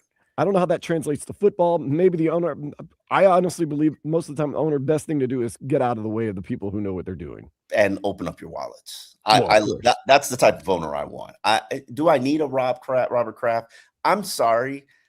While I admire, respect, covet, am jealous of the Patriots' 2-year turnaround, 2 years, not one, not 20, 2 years. Yeah. I don't think Robert Kraft has a single thing to do with it outside of the fact, and I'm really just thinking about this because I'm seriously thinking about this because I'm probably trying to plan to write something this weekend. I met Elliott Wolf probably in 2016. Elliott Wolf is the general manager of the New England Patriots. Elliott Wolf failed with John Dorsey in Cleveland after he left Green Bay. Obviously, you probably know the name because he's Ron Wolf's son. Great legacy, great name. But he was told to me in 2015, 2016, this is while he was a director of, director of scouting, he's going to be the next great general manager in the NFL. Okay? And lo and behold, he comes on to New England as a consultant. Belichick, who was a horrendous GM for all of those great dynasty years, he was a horrendous GM, hires him as director of scouting, and eventually he helps build a better support system for the better talent base for the Patriots. He becomes the director of scouting in 2022, eventually is named executive vice president of player personnel. He runs the organization now, and he's got a phenomenal staff, which includes Alonzo Highsmith, who most of us down here know very well. He helped build the University of Miami's talent base for a couple of seasons before he went back up to New England and entering the NFL. And they did a 2-season turnaround. You know why they did a 2-season turnaround? Because they are great at grocery shopping. Mm-hmm. Drake May, as much as I'm not in love with him and don't think he's this elite quarterback that some people think he is and are about to name him MVP, I don't think they're better than the Dolphins, to be honest with you. I saw them in week 2, and the Dolphins should have won that game. What I think is they benefited from an easy schedule, and they've got young talent that has grown and become confident, and they've got one head coach that is absolutely one of the best and most dynamic head coaches in the NFL. And if you think they're good now, wait until next year when his program takes root. They are not the juggernaut that they were, but I admire their turnaround, and they're phenomenal. And teams like the New England Patriots and, like I've said before, the Denver Broncos and the Houston Texans are the reasons why I think Stephen Ross this time will be willing to absolutely blow it up. Because a lot of people say, well, Stephen Ross is old. He doesn't want to sit there and have to go through a rebuild. Well, Stephen Ross may be getting older, but he sees how these teams have been able to turn things around very quickly. A year, 2 years, 3 years, and make themselves Super Bowl contenders. Plus, Stephen Ross have kind of made it known that when he retires or is no longer leader of the team, it's going to be a legacy thing. He's going to pass it on to his family. So maybe he wants to build this legacy.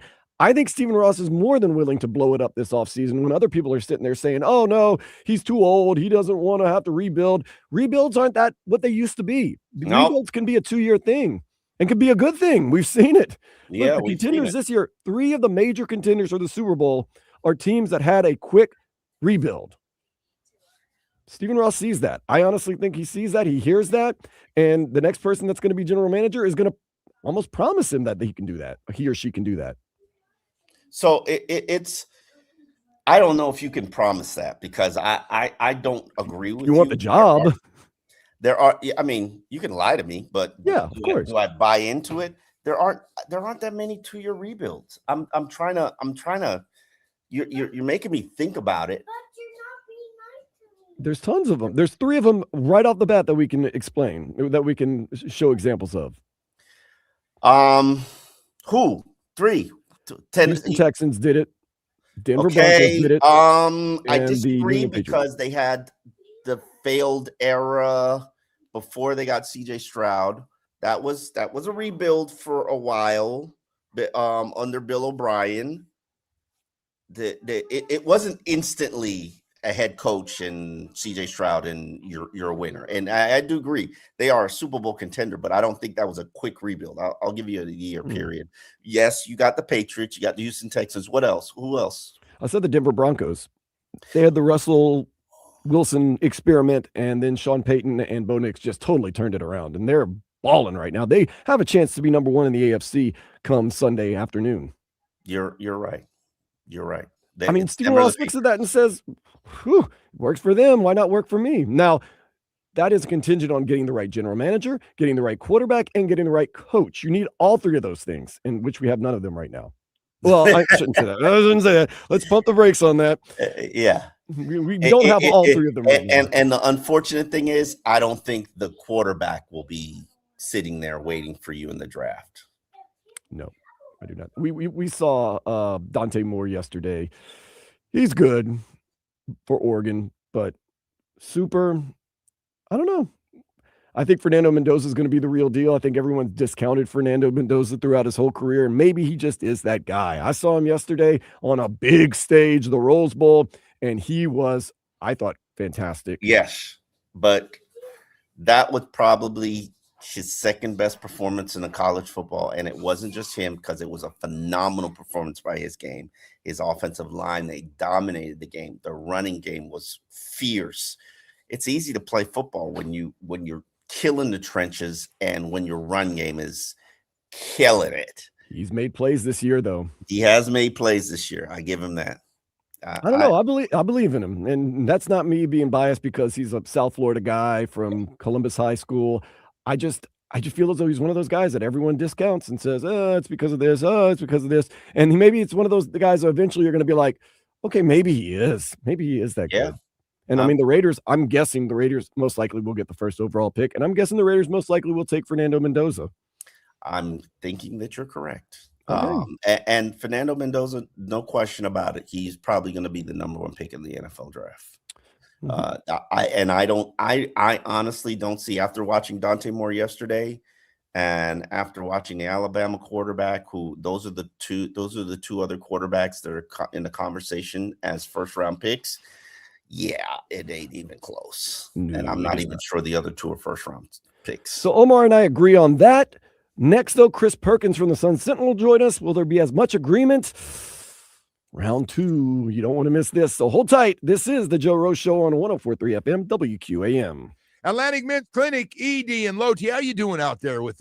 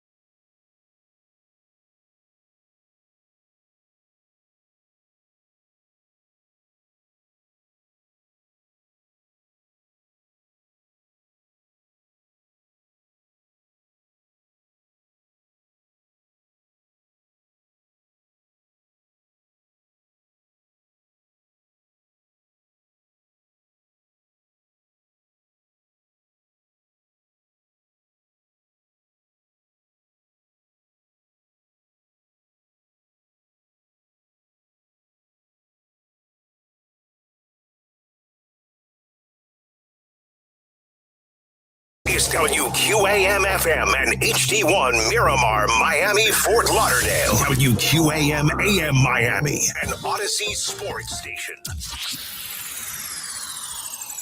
The home of champions. The back-to-back Stanley Cup champion Florida Panthers. The three-time NBA champion Miami Heat. Home of the five-time national champion Miami Hurricanes. And Miami Hurricanes basketball. Powered by Anajar and Levine Accident Attorneys. Call 1-800-747-FREE. That's 1-800-747-3733. The Miami Hurricanes will face Ole Miss in the Fiesta Bowl Thursday, 7:30. The Rebels knocked off Georgia 39-34. Indiana, they took care of Alabama 38-3, while Oregon blanked Texas Tech 23-0. The Panthers and the New York Rangers going to face off in the Winter Classic tonight at 8. Lone Depot Park is the location. The Dolphins have signed quarterback Cam Miller. He was on the Raiders practice squad and will not factor into the play this year against the New England Patriots on Sunday, but he is part of the team's future. And the Heat, they're looking good. Winners of 4 in a row. They defeated the Pistons in Detroit last night, 118-112. Timberwolves come to town tomorrow at 5. On to weather, brought to you by Alexa's December to Remember sales event. Get offers on select models now through January 5th. Learn more at Lexus.com. Temperatures in the mid-50s, rising to the mid-60s through the day. I am Dan Day. Now back to the Joe Rose Show here on 104.3 FM WQAM.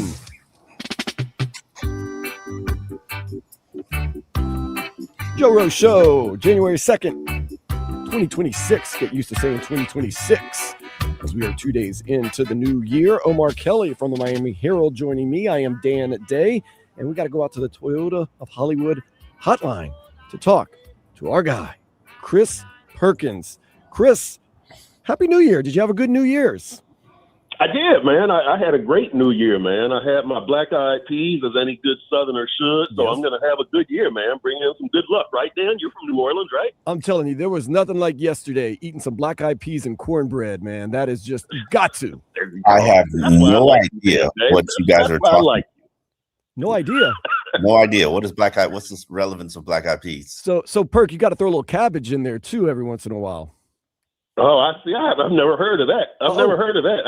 I'll put a little sausage in mine, but yeah. No, I'm talking about cabbage on the side. So you get the black-eyed peas for good luck. That's good luck in the new year, Omar. Cabbage is for money in the new year. So you eat a little cabbage, you eat the black-eyed peas, and then you got to throw in cornbread just because, you know?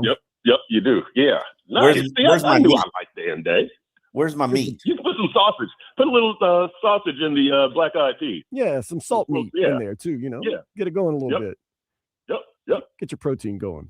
Okay. That's it. All right. Omar, don't blame me if you have a bad 2026. You didn't follow Chris Perkins and I. Hey, man, I ate my grapes. I'm good. Okay. All right. That's acceptable. That's acceptable. As long as you did something. Yeah, definitely. That works. Okay, Perk, I want to ask you this. Troy Aikman has been brought in as a consultant to find the new GM for the Miami Dolphins. Is that a good thing? Is that going to make a difference for the Miami Dolphins going forward? No, I like that move. I like it a lot. I will give credit to my man Omar. He was the one to first float the suggestion of bringing in outside help. He said Jason Taylor or Zach Thomas, 2 Dolphins legends. I like the idea of bringing in Aikman, somebody not affiliated with the organization, as a fresh set of eyes. But either way, if they would have brought in JT or Zach, or bringing in somebody outside of the organization, I think the bottom line here is Steve Ross needs to listen to someone different, someone who's not going to get him Jeff Ireland or Dennis Hickey or Mike Tannenbaum or Chris Greer. So I really like this. Aikman is a Hall of Famer. He has ties through the league as an announcer also. So I really like this move. Good start for Chris Greer in this GM search. Good start, you mean for Steve Ross in the GM search? For Steve, yes. See, look at you, always looking out for your buddy. The scapegoat. Yeah, the scapegoat of the Miami Dolphins. Chris, I know how you feel about Mike McDaniel. He's in your he's the problem kind of category. Tell me, I need 3 pros and 3 cons for retaining Mike McDaniel. The pros are he's turned the season around 2 years in a row, right? The 6-3 finish last year, and then I think they're 6-3 in their last 9 right now. So give him a lot of credit for that and keeping this team together. He had the guts to bench Tua, which, Tua is his boy. So that's the second thing. That's a gutsy move by Mike McDaniel. Ooh, and then the third thing, I don't know. I don't know. But here's what I fault. Offensive innovator. I don't know. He was getting the ball to Tyreek. I don't think that's very creative, right? I mean, you get the ball to your best offensive player. I don't know how much cheap motions that motions. requires. Come on, the cheap motions perk. We were Okay, dancing on the line of legality. Where's that now? It's gone, perk. It's gone because Tyreek is gone. Because Tyreek is gone. Right? I mean, come on. Let's put one and one together here. But look, let me stress this. I like Mike McDaniel. I respect Mike McDaniel. This is not personal. This is all about business. And the reasons that he would be let go are his teams have disappointed and underachieved. He ran a one-dimensional offense. Like I said, just get the ball to Tyreek. And they don't win against teams that are better than them. 4-20 against playoff teams entering the season. 1-5 against teams that are currently in the playoffs. The Dolphins never leveled up. And so I don't think that Mike did a bad job. I just think that Mike should have done a better job. Yeah, you make the argument, and I can't say I disagree with you. So this isn't I'm giving you this round. That I didn't know it was about, but go ahead. Oh, come on, Dan. You knew it was about. This is going to be Joshua versus Jake Paul. I sold it as a boxing match, so go ahead. You say that Brian Flores did a better job coaching Dolphins talent than Mike McDaniel. And despite my dislike for Brian Flores, I do have to give some merit to your claim because Flores had less talent. Yeah. Flo got more out of his talent. His teams were not better, but he got more out of his talent. I think the Mike McDaniel teams, to me, this era has been marked by you left too much meat on the bone. You should have won a playoff game in 2023. You should have gotten to the playoffs last year, but you didn't have a good backup quarterback. And again, that goes back to Mike McDaniel and the organization. It's one reason that Chris Greer is gone, right? So should have won the division in 2023, not the playoffs. You should have won the division and a playoff game. Yeah. You could make that argument also. So that again, you just left too much meat on the bone. That I think that if Mike would have incorporated elements of this run game in the 2023 offense, well, now you got something going. Now you look like the San Francisco 49ers team that you came from, that was good at quarterback with Brock Purdy and was good at running back and with CMC and was good at receiver with Debo and had a stud offensive lineman in Trent Williams and a good tight end in George Kittle. You could have incorporated some of those elements in 2023 with that team, and you would have won a playoff game, but you stuck with Tua to Tyreek. That was pretty easy to stop for good teams, and you didn't get a home playoff game, and you lost in the first round. Now, I hate putting all 25 years on Mike McDaniel because he's not responsible for 25 years of mediocrity. Neither is Steve Ross, the owner. But where do you think this franchise has gone wrong in 20 years? I have my theories, but what's your theory on what has been this franchise's problem for the last 25 years?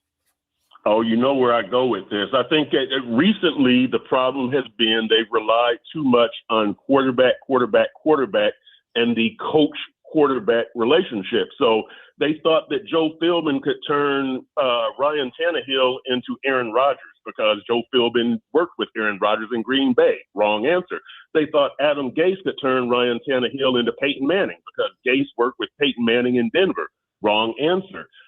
Tua was limited. Mike McDaniel turned Tua's career around and got him on the right track, but Tua is still limited. And my thing is the organization failed Tua. They thought they could make Tua into something that he wasn't, you needed a more complete offense. You needed to rely more on run game and defense in the Tannehill era and in the Tua era.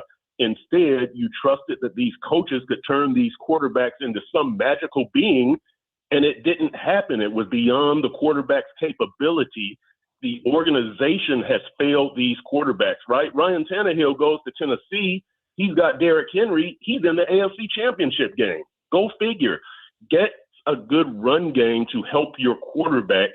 I think we're seeing that right now with to a smaller degree with Achane and Quinn Ewers. So that's a big area that I think this organization has failed recently. You've overhyped this coach as a quarterback whisperer. Get a coach in here who's going to build a complete team like Denver, San Francisco, some of these others. You're going to have a lot more success. Philly is in that category also. Sun Sentinel's Chris Perkins with us right now. Chris, though, some would argue this, lean more on the heavier on the run game. Haven't they done that this year? And it still didn't really work that well with Tua Tagovailoa. It didn't. They went to the run game a little bit too late. But I'll say this: they're 7-3 this year when the team rushes for over 100 yards. Last year they were 2-6 when the team rushed for over 100 yards. In 2023 they were 6-5. So you are having more success this year. And look, I think a lot of it is due to the offensive line. And strangely, I asked Mike McDaniel and Frank Smith, the offensive coordinator, about this week. Both of them seem to say that this year's offensive line is better suited to run blocking than 2023. And I'm like, but in 2023, you had Connor Williams and Rob Hunt and Teron Armstead and Austin Jackson and Omar's boy Liam Eichenberg. That was a good offensive line. I mean, but they say that you like that old. But they say that this offensive line has bought into the concept of run blocking more. They seem to say that it's a harder working offensive line, but I'll say this, and me and I think this is what we thought about Wednesday. Keep building this offensive line this year. Don't go into next year saying, we're set at offensive line. We just need some touch-ups. I'm not sure you can trust Jonah at left guard. You need a right guard, and you need a backup right tackle. Be sure to focus on the offensive line in this draft and free agency. Don't consider that a job well done just because you had some success this year. See, I knew you was going to get to it, Perk, because this is what we were indeed fighting about. I disagree with you. The 2023 rushing attack, 2,300 yards, 27 touchdowns. This season, they're not even close to that. 1,981 yards, 14 rushing touchdowns. Now, I get it. The commitment turned to the run game late in the season, especially once you started losing all your playmakers. Whereas they had more balance in 2023. Obviously, the threat of Tyreek helps you get that balance. This season, I will give them credit. They are doing this without the threat of Tyreek and with teams knowing they're running and still not able to stop them. However, I would tell you, Cole Strange has done a very good job, an admirable job. I would not be against him coming back as a starting guard, whether it be at left guard or right guard. I think James Daniels, hopefully he comes back healthy. He could be your starting right guard. And yes, I do agree that they need a backup. They need a competition for Austin Jackson, who I think probably has one more good season left in him. Better to get off a player too soon than too late. But to me, Perk, this is a season where you got to go get playmakers. You have nothing on your roster at wide receiver. You have nothing on your roster at pass rusher. You will have nothing at your roster at cornerback. Those are all three. Hell, who's your quarterback? You got to address those. And for once, Perk, come on, man. We can't put resources into the offensive line, and that's coming from me. I know. See, but here's the thing that I almost exploded on Dave Hyde and Joe Rose a couple of weeks ago when they said the offensive line is fine. This is what the fans and the media have complained about for years. The trenches. We got to build up the trenches. So now you have one good season and you think you're done? You think the job is complete? No. This is why Tua got the extension, right? And after 2023, Tua's healthy. He's over that concussion thing until he has another concussion and a hip injury. Keep building this offensive line. Don't be fooled by one season. It's an investment. You got to keep putting stuff into it and watch it develop.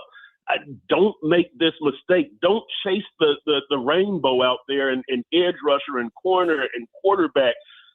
I mean, they're vitally important. Those positions are what make this league go round, right? But you got to be good in the trenches before you can do all of that stuff. We flip positions on this. Oh, listen, I know. This is insane. Where is the Chris Perkins I know who basically says a right guard is not an important position? What happened to that guy? I don't know, man. I don't know. It's 2026, but I'm saying I'm believing in building up the trenches before you get that quarterback and before you look at edge rusher and all of that. You're not going to the playoffs next year anyway. Probably, most likely.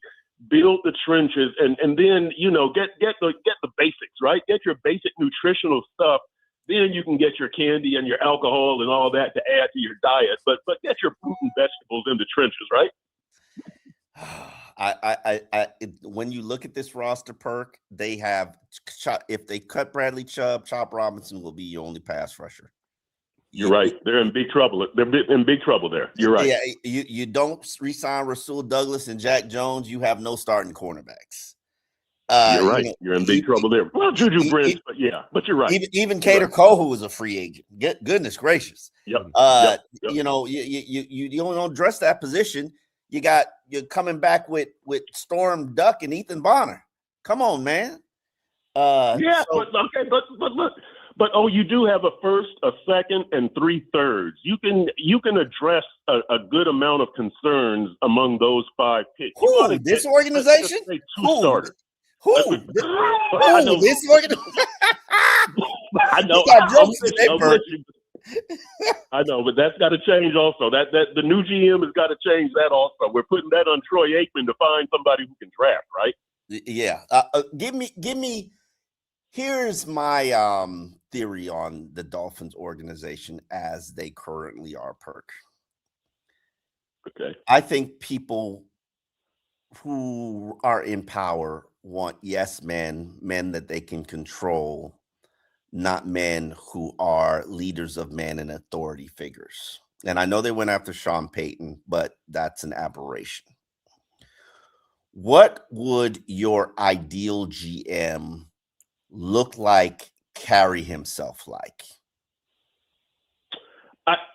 Boy, that's a tough question. I'll say this. In the organization and during interviews, I would look for the people who did not want the Tua contract extension. I would look for people who wanted to diversify the offense a little more. Those are people who I would lean on. I would look towards those people who look to do almost the opposite of what the Dolphins did, right? Like the old. Sounds like you're looking for Chris Greer. Right? Yeah. And so, sounds like you're looking for Chris Greer, Perk. No. Could you imagine bringing Chris Greer back? He was against the Tua contract extension. He just eventually just gave up. Yeah, he didn't protest enough. I wonder who are those voices who protested, who got shot down in that building, because I'm sure it wasn't a unanimous decision. I'm sure there were some dissenters. Find those people, see how they think. What is their mentality on other major moves? And those are the types of GMs that I would get, not necessarily that person, but that type of thinking. Because I'm not trying to be funny here, but you do have to go opposite of what the Dolphins have been doing to a certain extent, because what they've been doing has not been working. And so, if you're one of those people who thought the Tua contract extension was a good idea, if you're one of those people who thought Tua to Tyreek, thriving on that was a good idea, if you're one of those people who thought the speed and finesse system was better than some muscle and physicality, I need somebody who thinks opposite of what the Dolphins did. That's kind of one of my starting points for picking a new GM.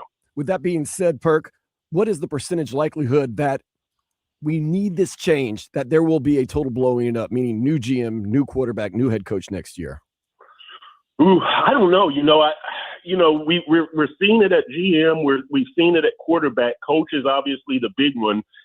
I'm going to say, to me, I think it's probably about 60% that Mike McDaniel does not return. I would hope that Steve Ross has already made up his mind. I would hope that what happens on Sunday in New England when the 7-9 Dolphins visit the 13-3 Patriots is not the final decision on whether Mike McDaniel comes back, because most likely the Dolphins are going to lose that game. Whether they lose it by 1 point or by 20 points should not be the difference in whether McDaniel returns. I would think that decision has already been made. So hold on, we'll see. What's supposed they beat the Patriots like they beat the Buffalo Bills 30-13? That's fine. Where was that earlier in your tenure? I mean, I did finish the season 7-3. Okay, but in the grand scheme of things, you're still a 7-10 team. You've gone backwards from last year. You were 8-9 last year, yeah. or you'd be 8-9. You'd be 8-9. You'd be the same as you were last year. Status quo, baby. You'd have a 9-win season, an 8-win season, and an 8-win season. That's status quo. That's mediocrity. You have to improve to be mediocre. That's not a good situation. That's not a winning season. That's not somebody I want back. I admire what Mike has done in keeping this team together, but in the grand scheme of things, too little, too late. 2026 turning out to be a very interesting year. You've got Perk abdicating for possibly blowing it up for the Dolphins. Omar, for some reason, defending not blowing it up. Perk wants to to get the trenches strong, and Omar saying everything's okay with the trenches. Oh, playmakers. He wants playmakers. What did we transform into a different universe when the year started? I don't know what's going on here. I know it's gonna be a fun year. It's gonna be a fun year. I can say fun that. off season, busy off season. Hopefully. Well, from the Sun Sentinel, Chris Perkins, thank you for joining us. Happy New Year, and hopefully those black eyed peas are sitting well on your belly right now. They are. They got to bring me a lot of good luck, because last year was a little rough in spots. So I'm hoping these black eyed peas do it for me. They didn't do it last year, really. Well, I'm not going to pull a Joe Rose and ask about your personal life, Perk. I'm just going to say Happy New Year. All right. We'll talk again, fellas. That is Chris Perkins from the Sun Sentinel. Nobody does it better than him. Omar Kelly. It's all about the trenches, right?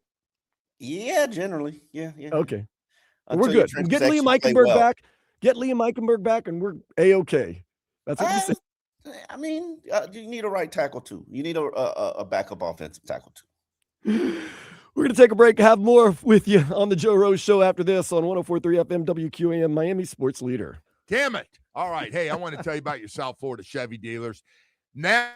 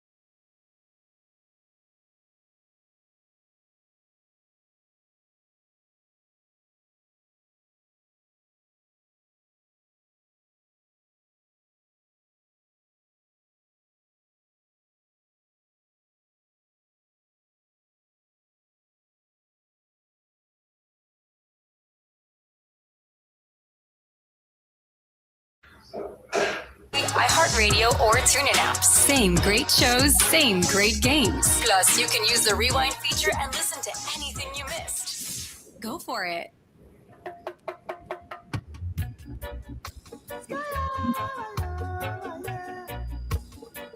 Big thanks to Chris Perkins for joining us on the Joe Rose Show this Friday morning. Glad you're with us in this 2026.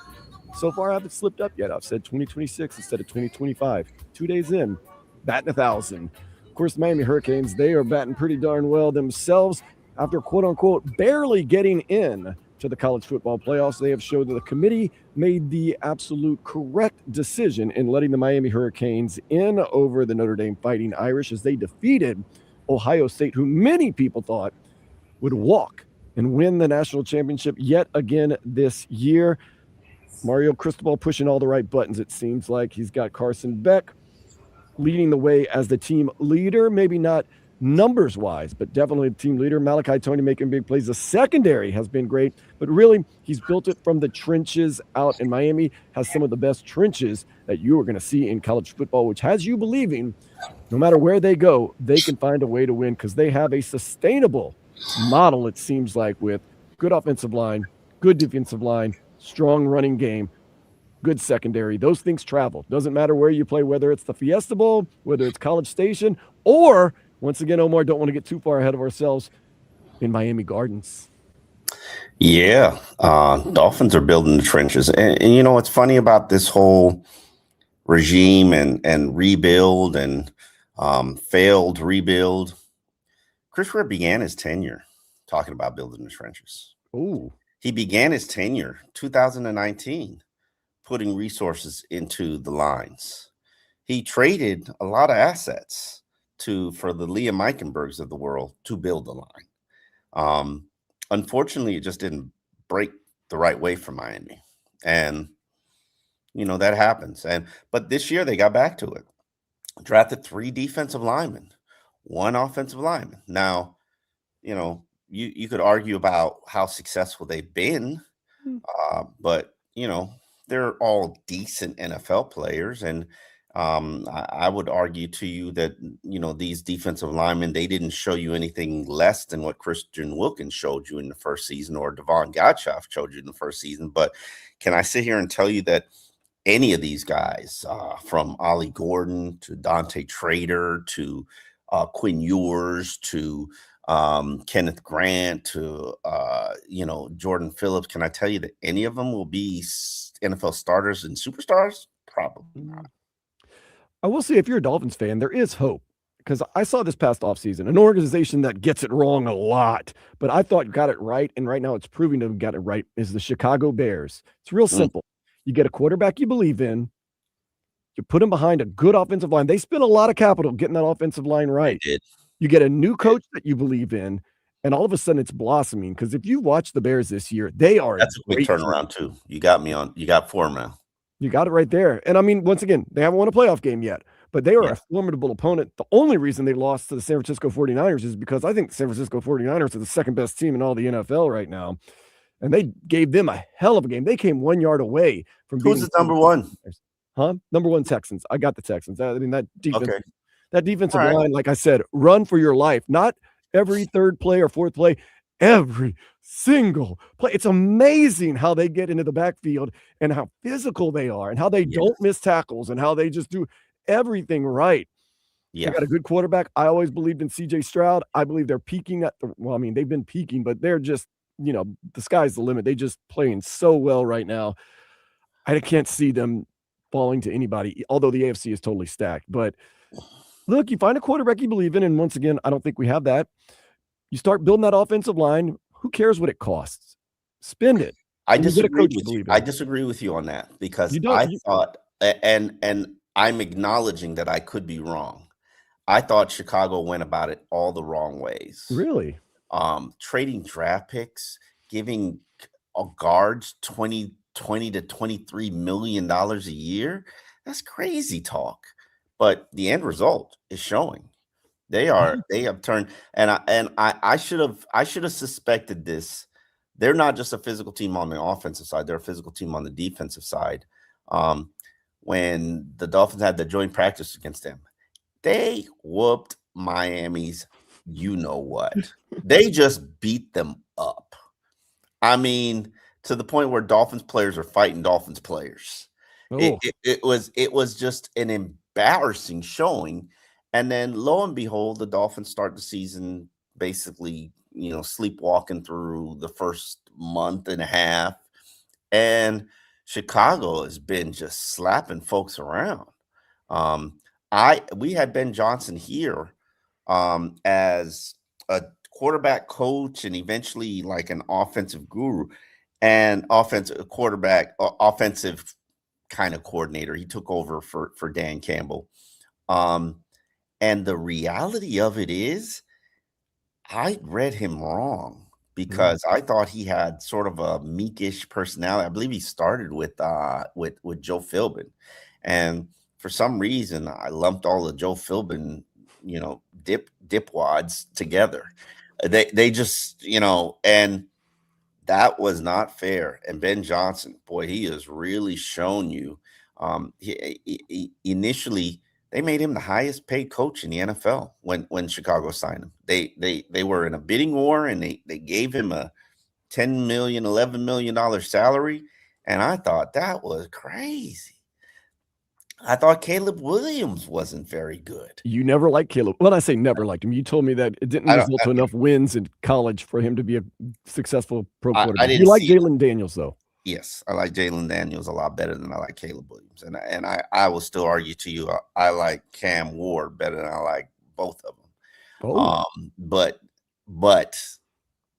they have turned it around, and it shows you that these quick reviews, you're right, Dan. I'm wrong. These quick turnarounds: Houston, Denver, Chicago, New England. I mean, you got 4 franchises. Turn this thing around quickly. This is not your father's turnaround NFL anymore, where it takes a decade.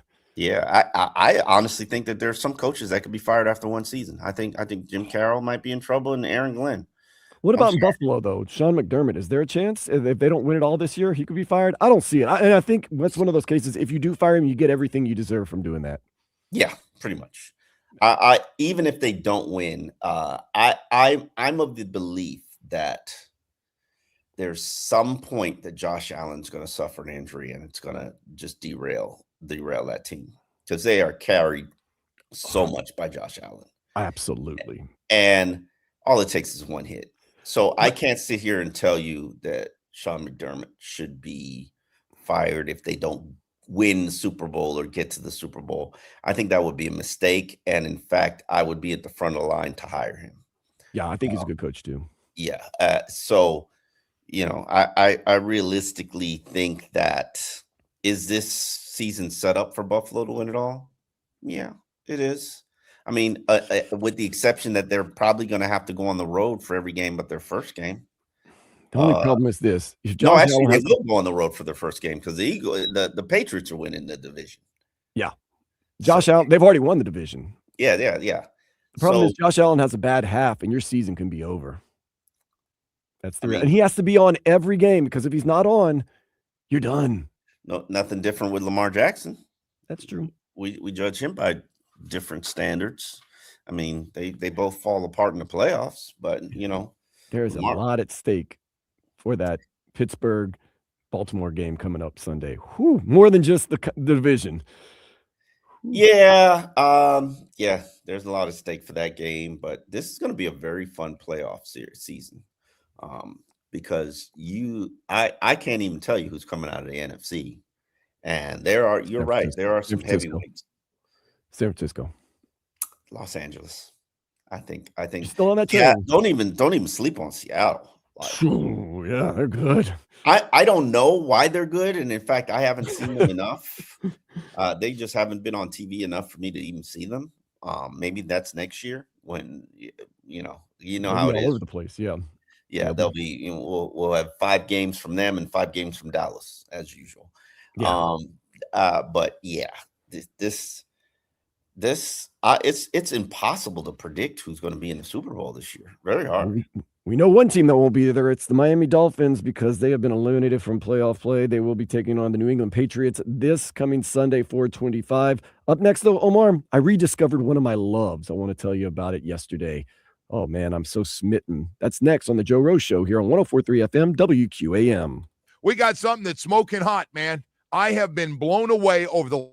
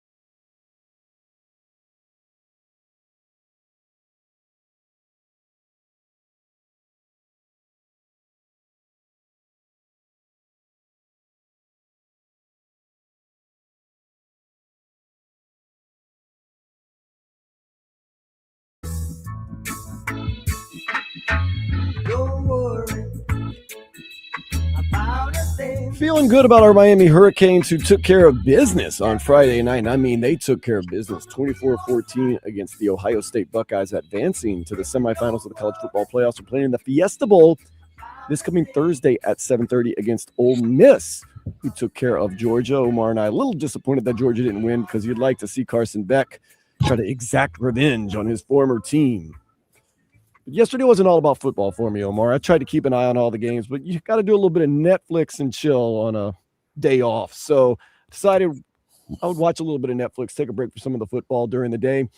And I found the new Becky G documentary on Netflix called Rebecca. Do you know who Becky G is? I have no clue who Becky G is. All-time bad one, by the way. Look her up. Her documentary coming out of California, her music career, her acting career, her career, and what she's had to overcome. There's just something that's inspirational when I see, especially a lady who thrives in the business world and in the entertainment world and has to overcome so many great obstacles and is so strong and has such a positive outlook on things. So as I look at this Becky G documentary, I get so much of a deeper respect for her because I love her music and I love her style and I love a lot of things about her, but the way she carries herself and doesn't make excuses for some of the things that maybe have, obstacles that have come into her life. So that would be my advice. If you get a chance anytime this weekend, check out, it's an hour and 45 minutes of Becky. What is she known for? She's got various songs. She's mostly a musician. Okay. She sings in English and in Spanish.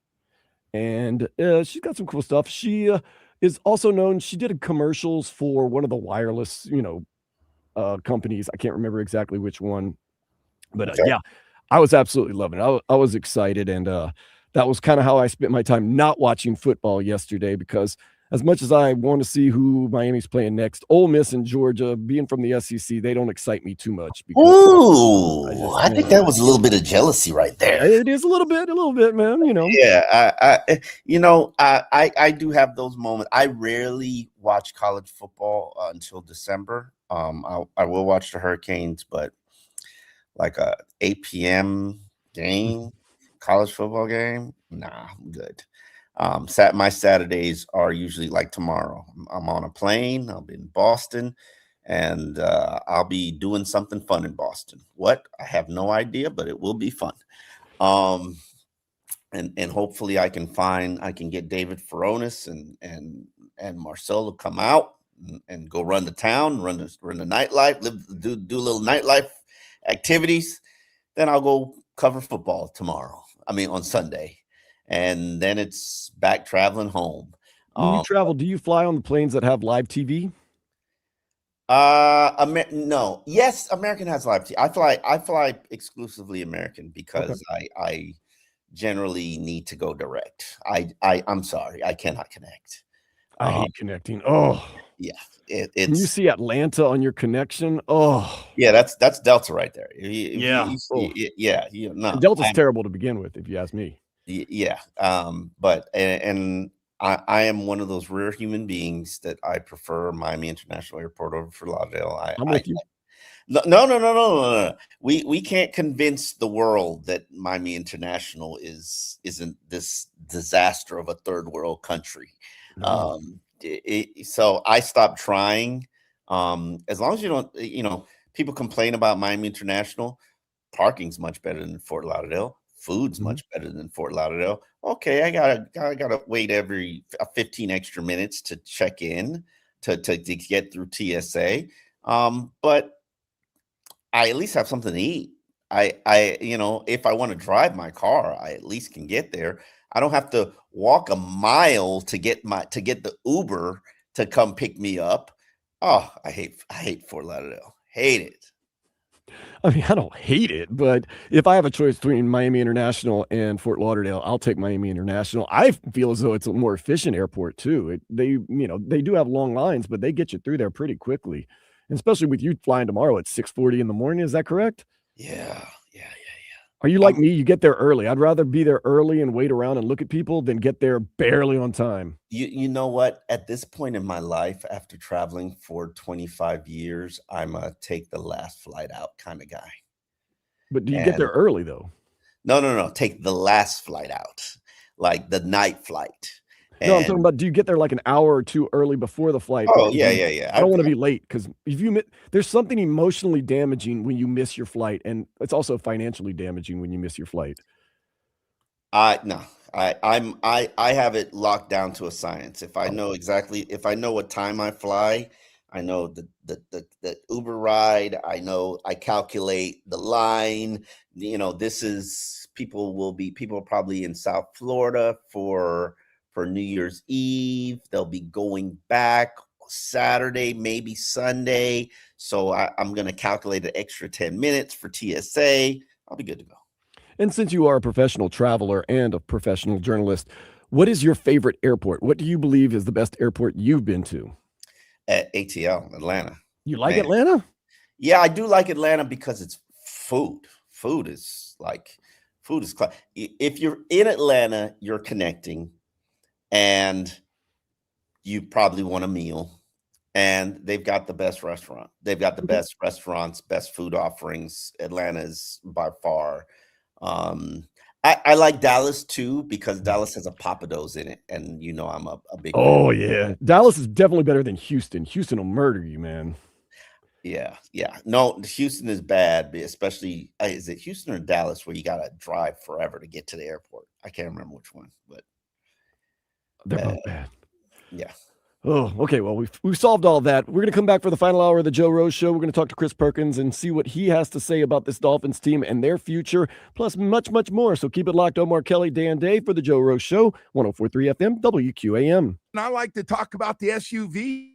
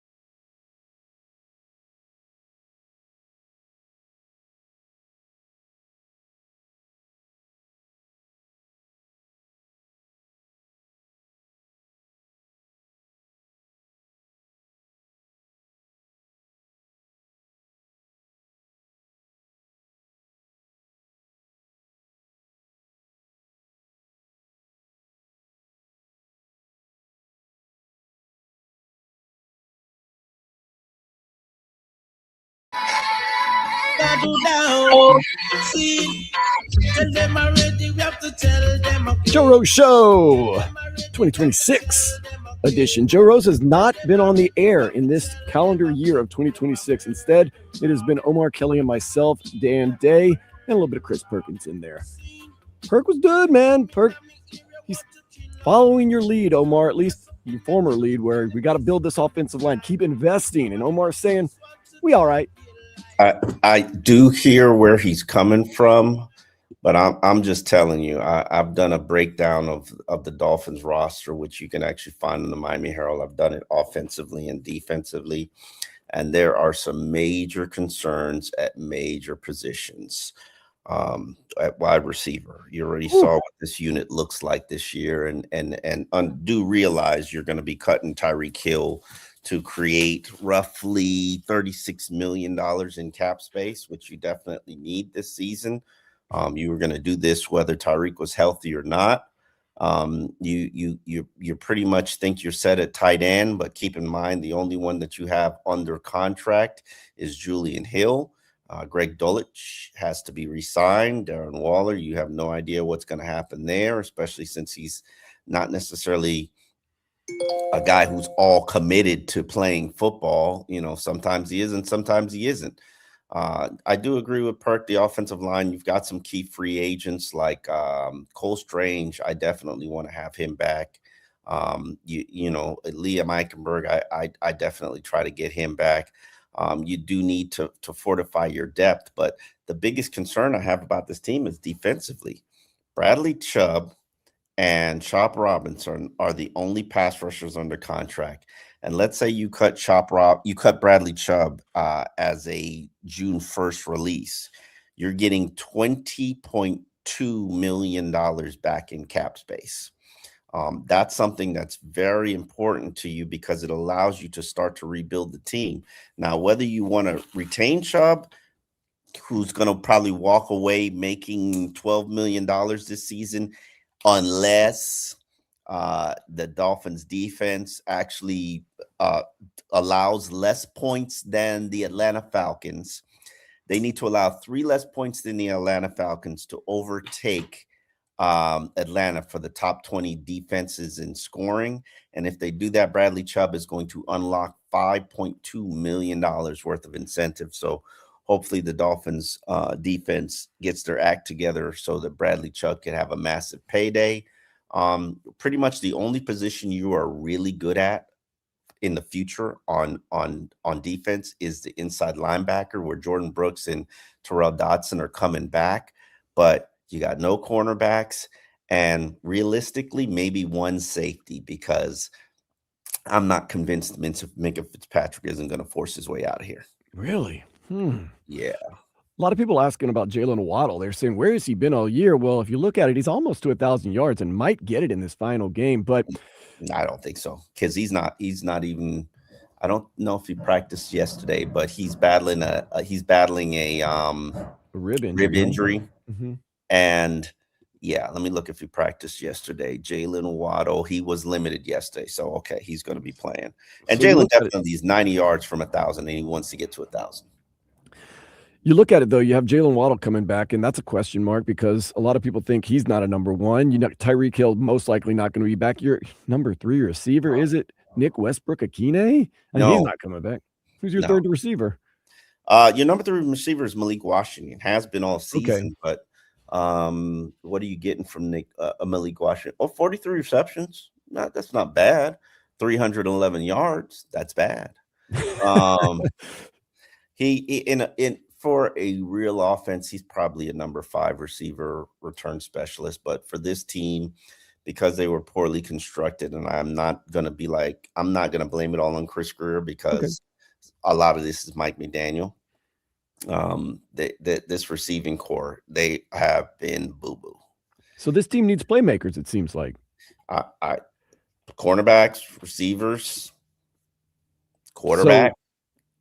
So let's just say theoretically, with the 14th pick in the NFL draft, the Dolphins select the best cornerback or receiver available, correct? If Dolphins select the best player.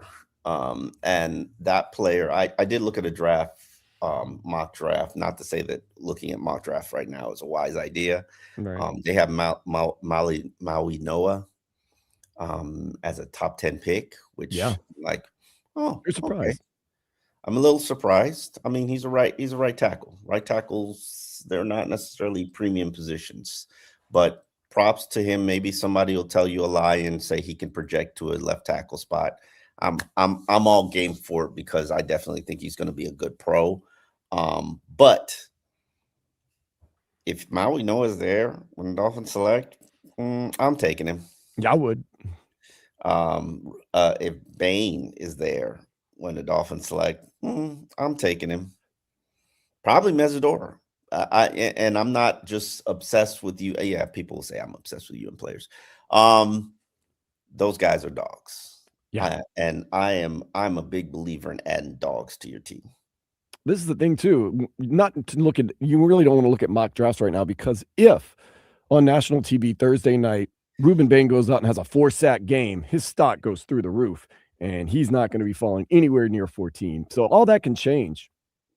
Oh yeah, it could change, and he could be a top 5 pick right now, and he could run a slow 40 and give you a horrible L drill and bench press 225 15 times, and then he could tank his draft stock.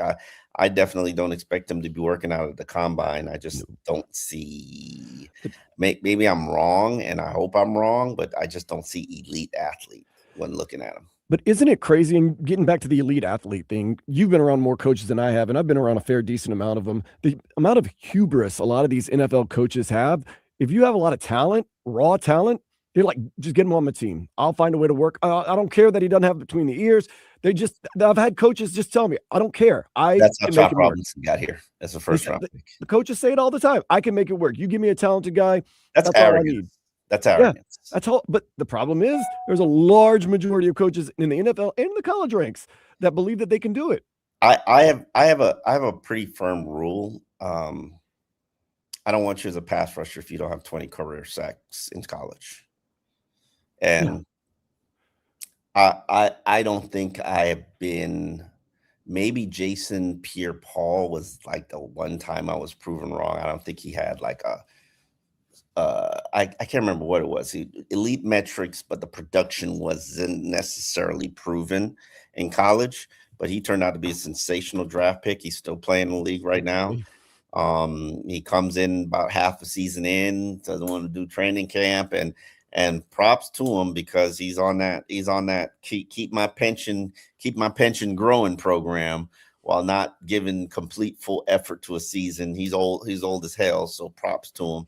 And realistically, I think a lot of people don't realize this, but once an NFL player starts enjoying family, spending time with family, taking their kids to school, and Crowder has talked about this, when he got cut by the Miami Dolphins and had interest from the Patriots and other teams, he got a taste of what it was like to not play the game. And once you hit that financial security, you got to go through a lot. And when they're asking you to play for 60 cents on the dollar, like Rasul Douglas, he jokes that he's playing for free this year. And it's true.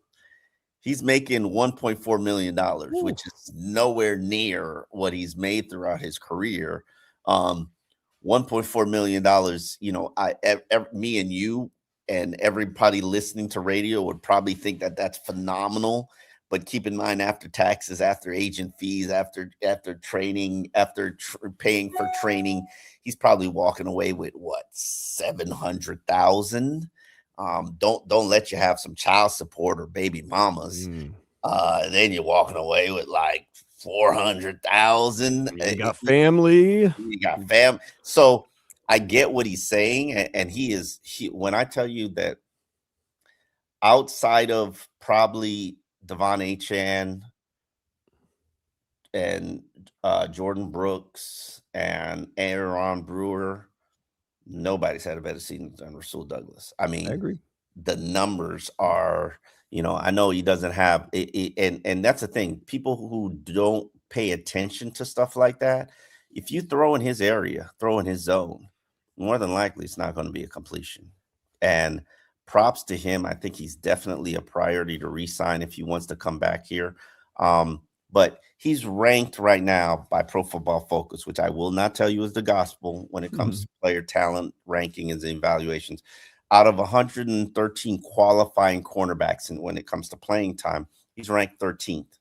He has a 65.2 passer rating for opposing quarterbacks when he's targeted, which is the 8th best in the NFL for guys who've been targeted 40 or more times. When I say phenomenal season, that is phenomenal, especially when you're talking about a guy making $1.4 million. So I understand what he's talking about playing for free. And once you get to your 30s, NFL wants you to bargain. They're like, we think you're going to break down. We think you're going to wear down. We can't really sell you to teams. And they ask you to take a pay cut. And some guys, they have a dollar amount and dollar value for what they'll play for. And if it's not below that, if it's not above that, they're just not going to play. And I completely understand that. But with Rasul Douglas basically playing for what he says free this year, how did he slip to the Miami Dolphins? And we basically got him at the very beginning of the season. He was late. Like no other team was taking a flyer, or did he target the Dolphins, or how did he come? He says he was very selective about where he wanted to play. He was holding out for the right kind of money, and truthfully speaking, he just didn't want to do training camp. Oh, that's fair enough. But what is but training he camp? said he wouldn't do that again because he got to a slow start, and it took him a while to get his feet under him and his bearings and things like that. But once he did, he's been phenomenal. He's really been phenomenal. Fundamentally, just fantastic. Even the announcers say there's no way that pass is going to be completed with the way Rasul Douglas has played defense, especially on Mike Evans, who I thought he shut down. You know what's funny? I never hear the football copy, so I don't know what you people are hearing. Okay. Yeah. I'm always there at the game, and I don't sit there and watch. I don't sit there like some of my peers. They have the radio, they have the TV on, and they have the little iPad. I can't do that. I gotta watch the field because I'm primarily watching the trenches. I can't. So should the Dolphins re-sign Rasul Douglas if they get him for a decent price? Absolutely. A one-year deal. I'm putting $6 million on the table, right when the season ends. He's big. He's played great. Like you gave the numbers. He is. He's not going to find a better cornerback. I mean, I know he's going to age, and that's the thing. In the NFL, you always think younger, cheaper is better, and that's probably what the next regime is going to do. But you have to have guys who can carry you over. You have to have guys who can help lay the foundation. And I'm not saying that Rasul is a foundational piece, but next year you don't come back with him, it's going to be the blind teaching the blind, which it was this season until he got here. It was a blind teaching the blind. And, maybe Minkah Fitzpatrick was the only one who really had some veteran savviness to him. But I hate that about when you have no veteran leadership in the unit, and they're just reliant on what the coaches have to say. Very dangerous. Very dangerous. Because a lot of times, a lot of those coaches, they don't play. They haven't played. They don't know what's going on. Or they haven't played at a high level. They don't know what they're talking about. So, it's important to have veteran leadership on the team. Absolutely. And we don't know what this veteran leadership or what this team is going to look like next year, who's going to be in charge, but what are they playing for this coming Sunday, 425 in New England? Omar Kelly and I will discuss that next here on the Joe Rose Show, 104.3 FM, WQAM. Hey, I do want to take a second to tell you about Chapman Partnership, and I want to thank all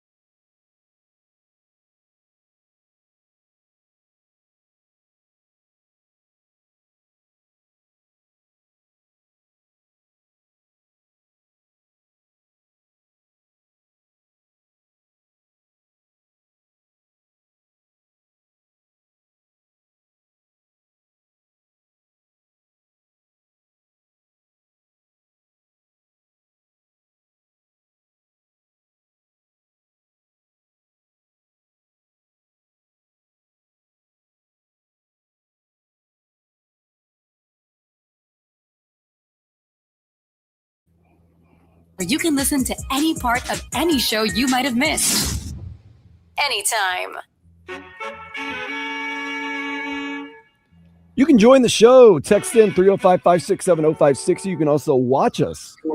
Just go to 1043 at WQAM on YouTube and Twitch. Got some interesting comments coming in right now. Omar, I know you'll enjoy this one. When it comes to Mike McDaniel, Dr. Toboggan said, I'd like to burn a J with him. Just don't want him as head coach anymore.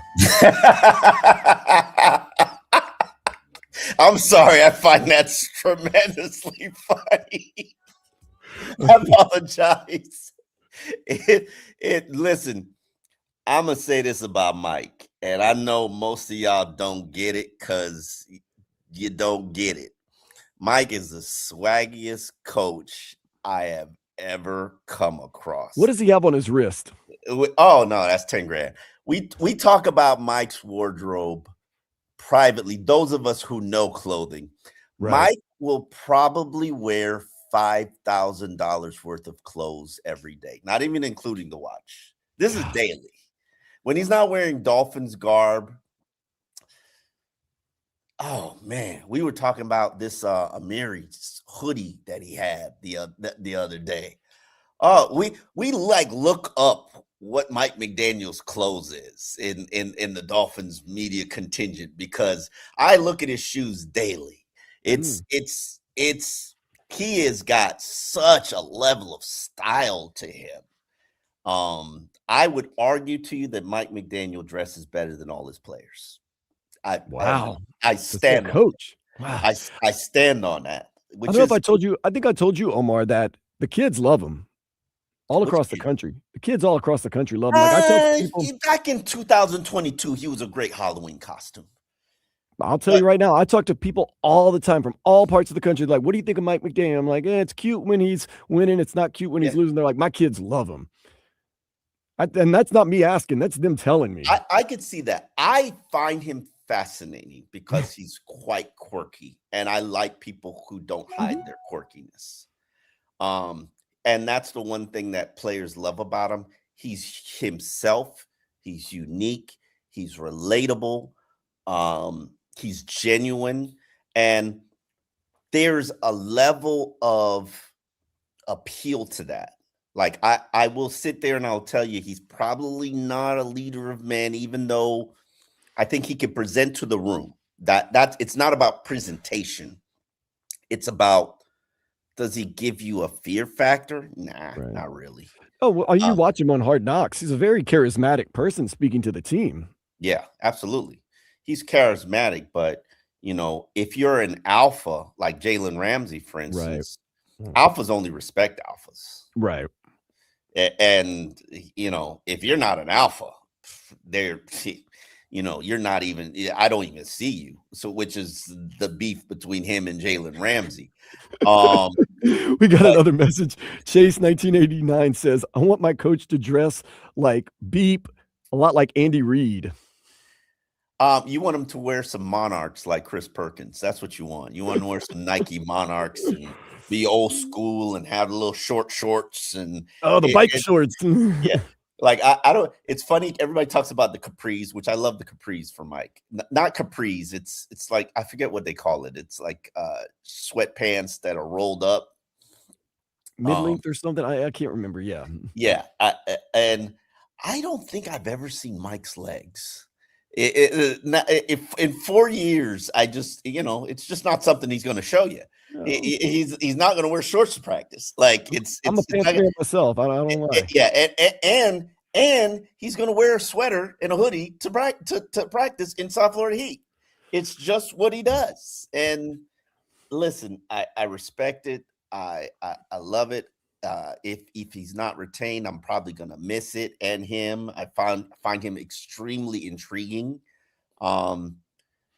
And this has nothing to do with Mike, but unfortunately, this culture needs to change. And it's been a problem before he got here, and it hasn't been fixed. This whole organization, they need a cleanse. They need a colonic. They just need to be flushed out. and we need to just start fresh. And that's why I believe that's going to happen, is because you see the building blocks happening right now. They already got rid of Chris Greer. Now they're bringing in Troy Aikman, somebody from the outside who's going to say, "Ooh, something is inherently wrong with this organization." And you feel as though they're just going to say, "Okay, now is the time." And like I've told you many times, Omar, they're going to point to the Chicago Bears. They're going to point to the New England Patriots. They're going to say, "Stephen Ross, it doesn't take that long." I don't. And it's funny that you say that, because I still fundamentally disagree with you. These 2-year turnarounds, they're a new thing. Yeah, that's a new trend. They're very new. And I think you got to either have a quarterback whisperer or you got to hit on the quarterback. Look at Washington. We thought that was a turnaround. Look how quickly that evaporated. Quarterback got hurt. That's true. So did Miami's quarterback. The Dolphins became a winner. They were the hottest team in the NFL in 2023. Let's not act like it didn't happen. It happened. It just didn't last. The question is, how do you build a sustaining winning organization? And that's what Steve Ross has been trying to do since he got here 18 years ago, and that's what he's failed at. Failed. And Mike McDaniel probably believes that he's coaching for his job, or at least he has to believe that going into the game on Sunday. What are the players playing for? Is it as simple as they're professionals and maybe for their next team or their next contract? Or is there more to it? The defensive players are playing for Bradley Chubb's $5.2 million. You can buy some lunches with that. Keep in mind, while we hear these contract for athletes and we say, "Oh, well, that doesn't sound big," understand that there are only 8 players on the Miami Dolphins roster who are going to make more than Bradley Chubb's potential bonuses that he received, $5.2 million. 8 players who are making $5.2 million this year on this team. So don't think that every NFL player is just like breaking the bank. There are a lot of thousandaires on this team. Most NFL teams have probably 8 to 12 to 16 millionaires, and the rest are thousandaires. It's just a bad system where all the money goes to certain amounts of players, generally quarterbacks, and then everybody else is just a pauper, or by pro athlete standards. But this team, man, I would be playing for pride. Bradley Chubb said something. He said, we can't let them sweep us in this division, because they're not better. They're not that much better than us. And in fact, I would argue to you that the Patriots are not better than the Miami Dolphins. I would argue to you that whoever turns the ball over the fewest is going to win the game, not the team that has the better record, not the team that's playing at home. We do have concerns about the weather, but Quinn Ewers' arm, weatherproof. We're good. Tua, not so much, but Quinn Ewers' arm is weatherproof. Devon Achane, weatherproof. Dolphins run game, built for this weather. And the Dolphins defense, especially with the young rookies playing well, they want to continue to leave a mark.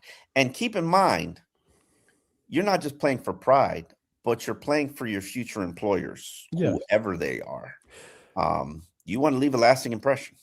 It's going to be great to see, because we played New England the second week of the season, and now we're playing the last week of the season. What improvements are where they have evolved or de-evolved this Miami Dolphins team? Because it is a good way to test. And also it's good to see where New England also stands, because they're a different team also. But it's going to be interesting to see if this team has improved, stayed the same, or gotten worse in some areas.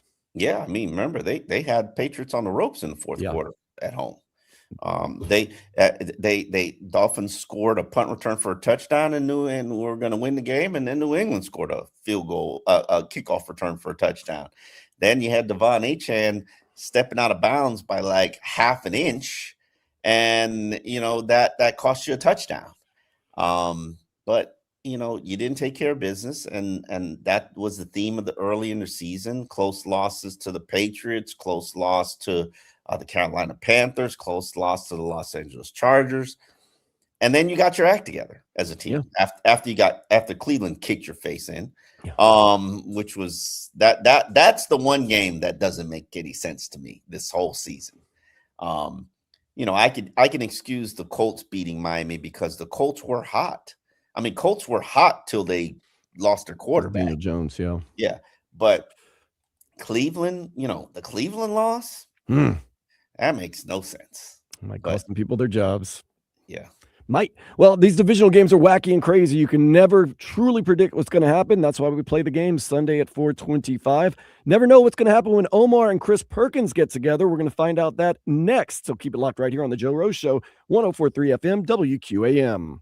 First of all, I want to tell you about Atlantic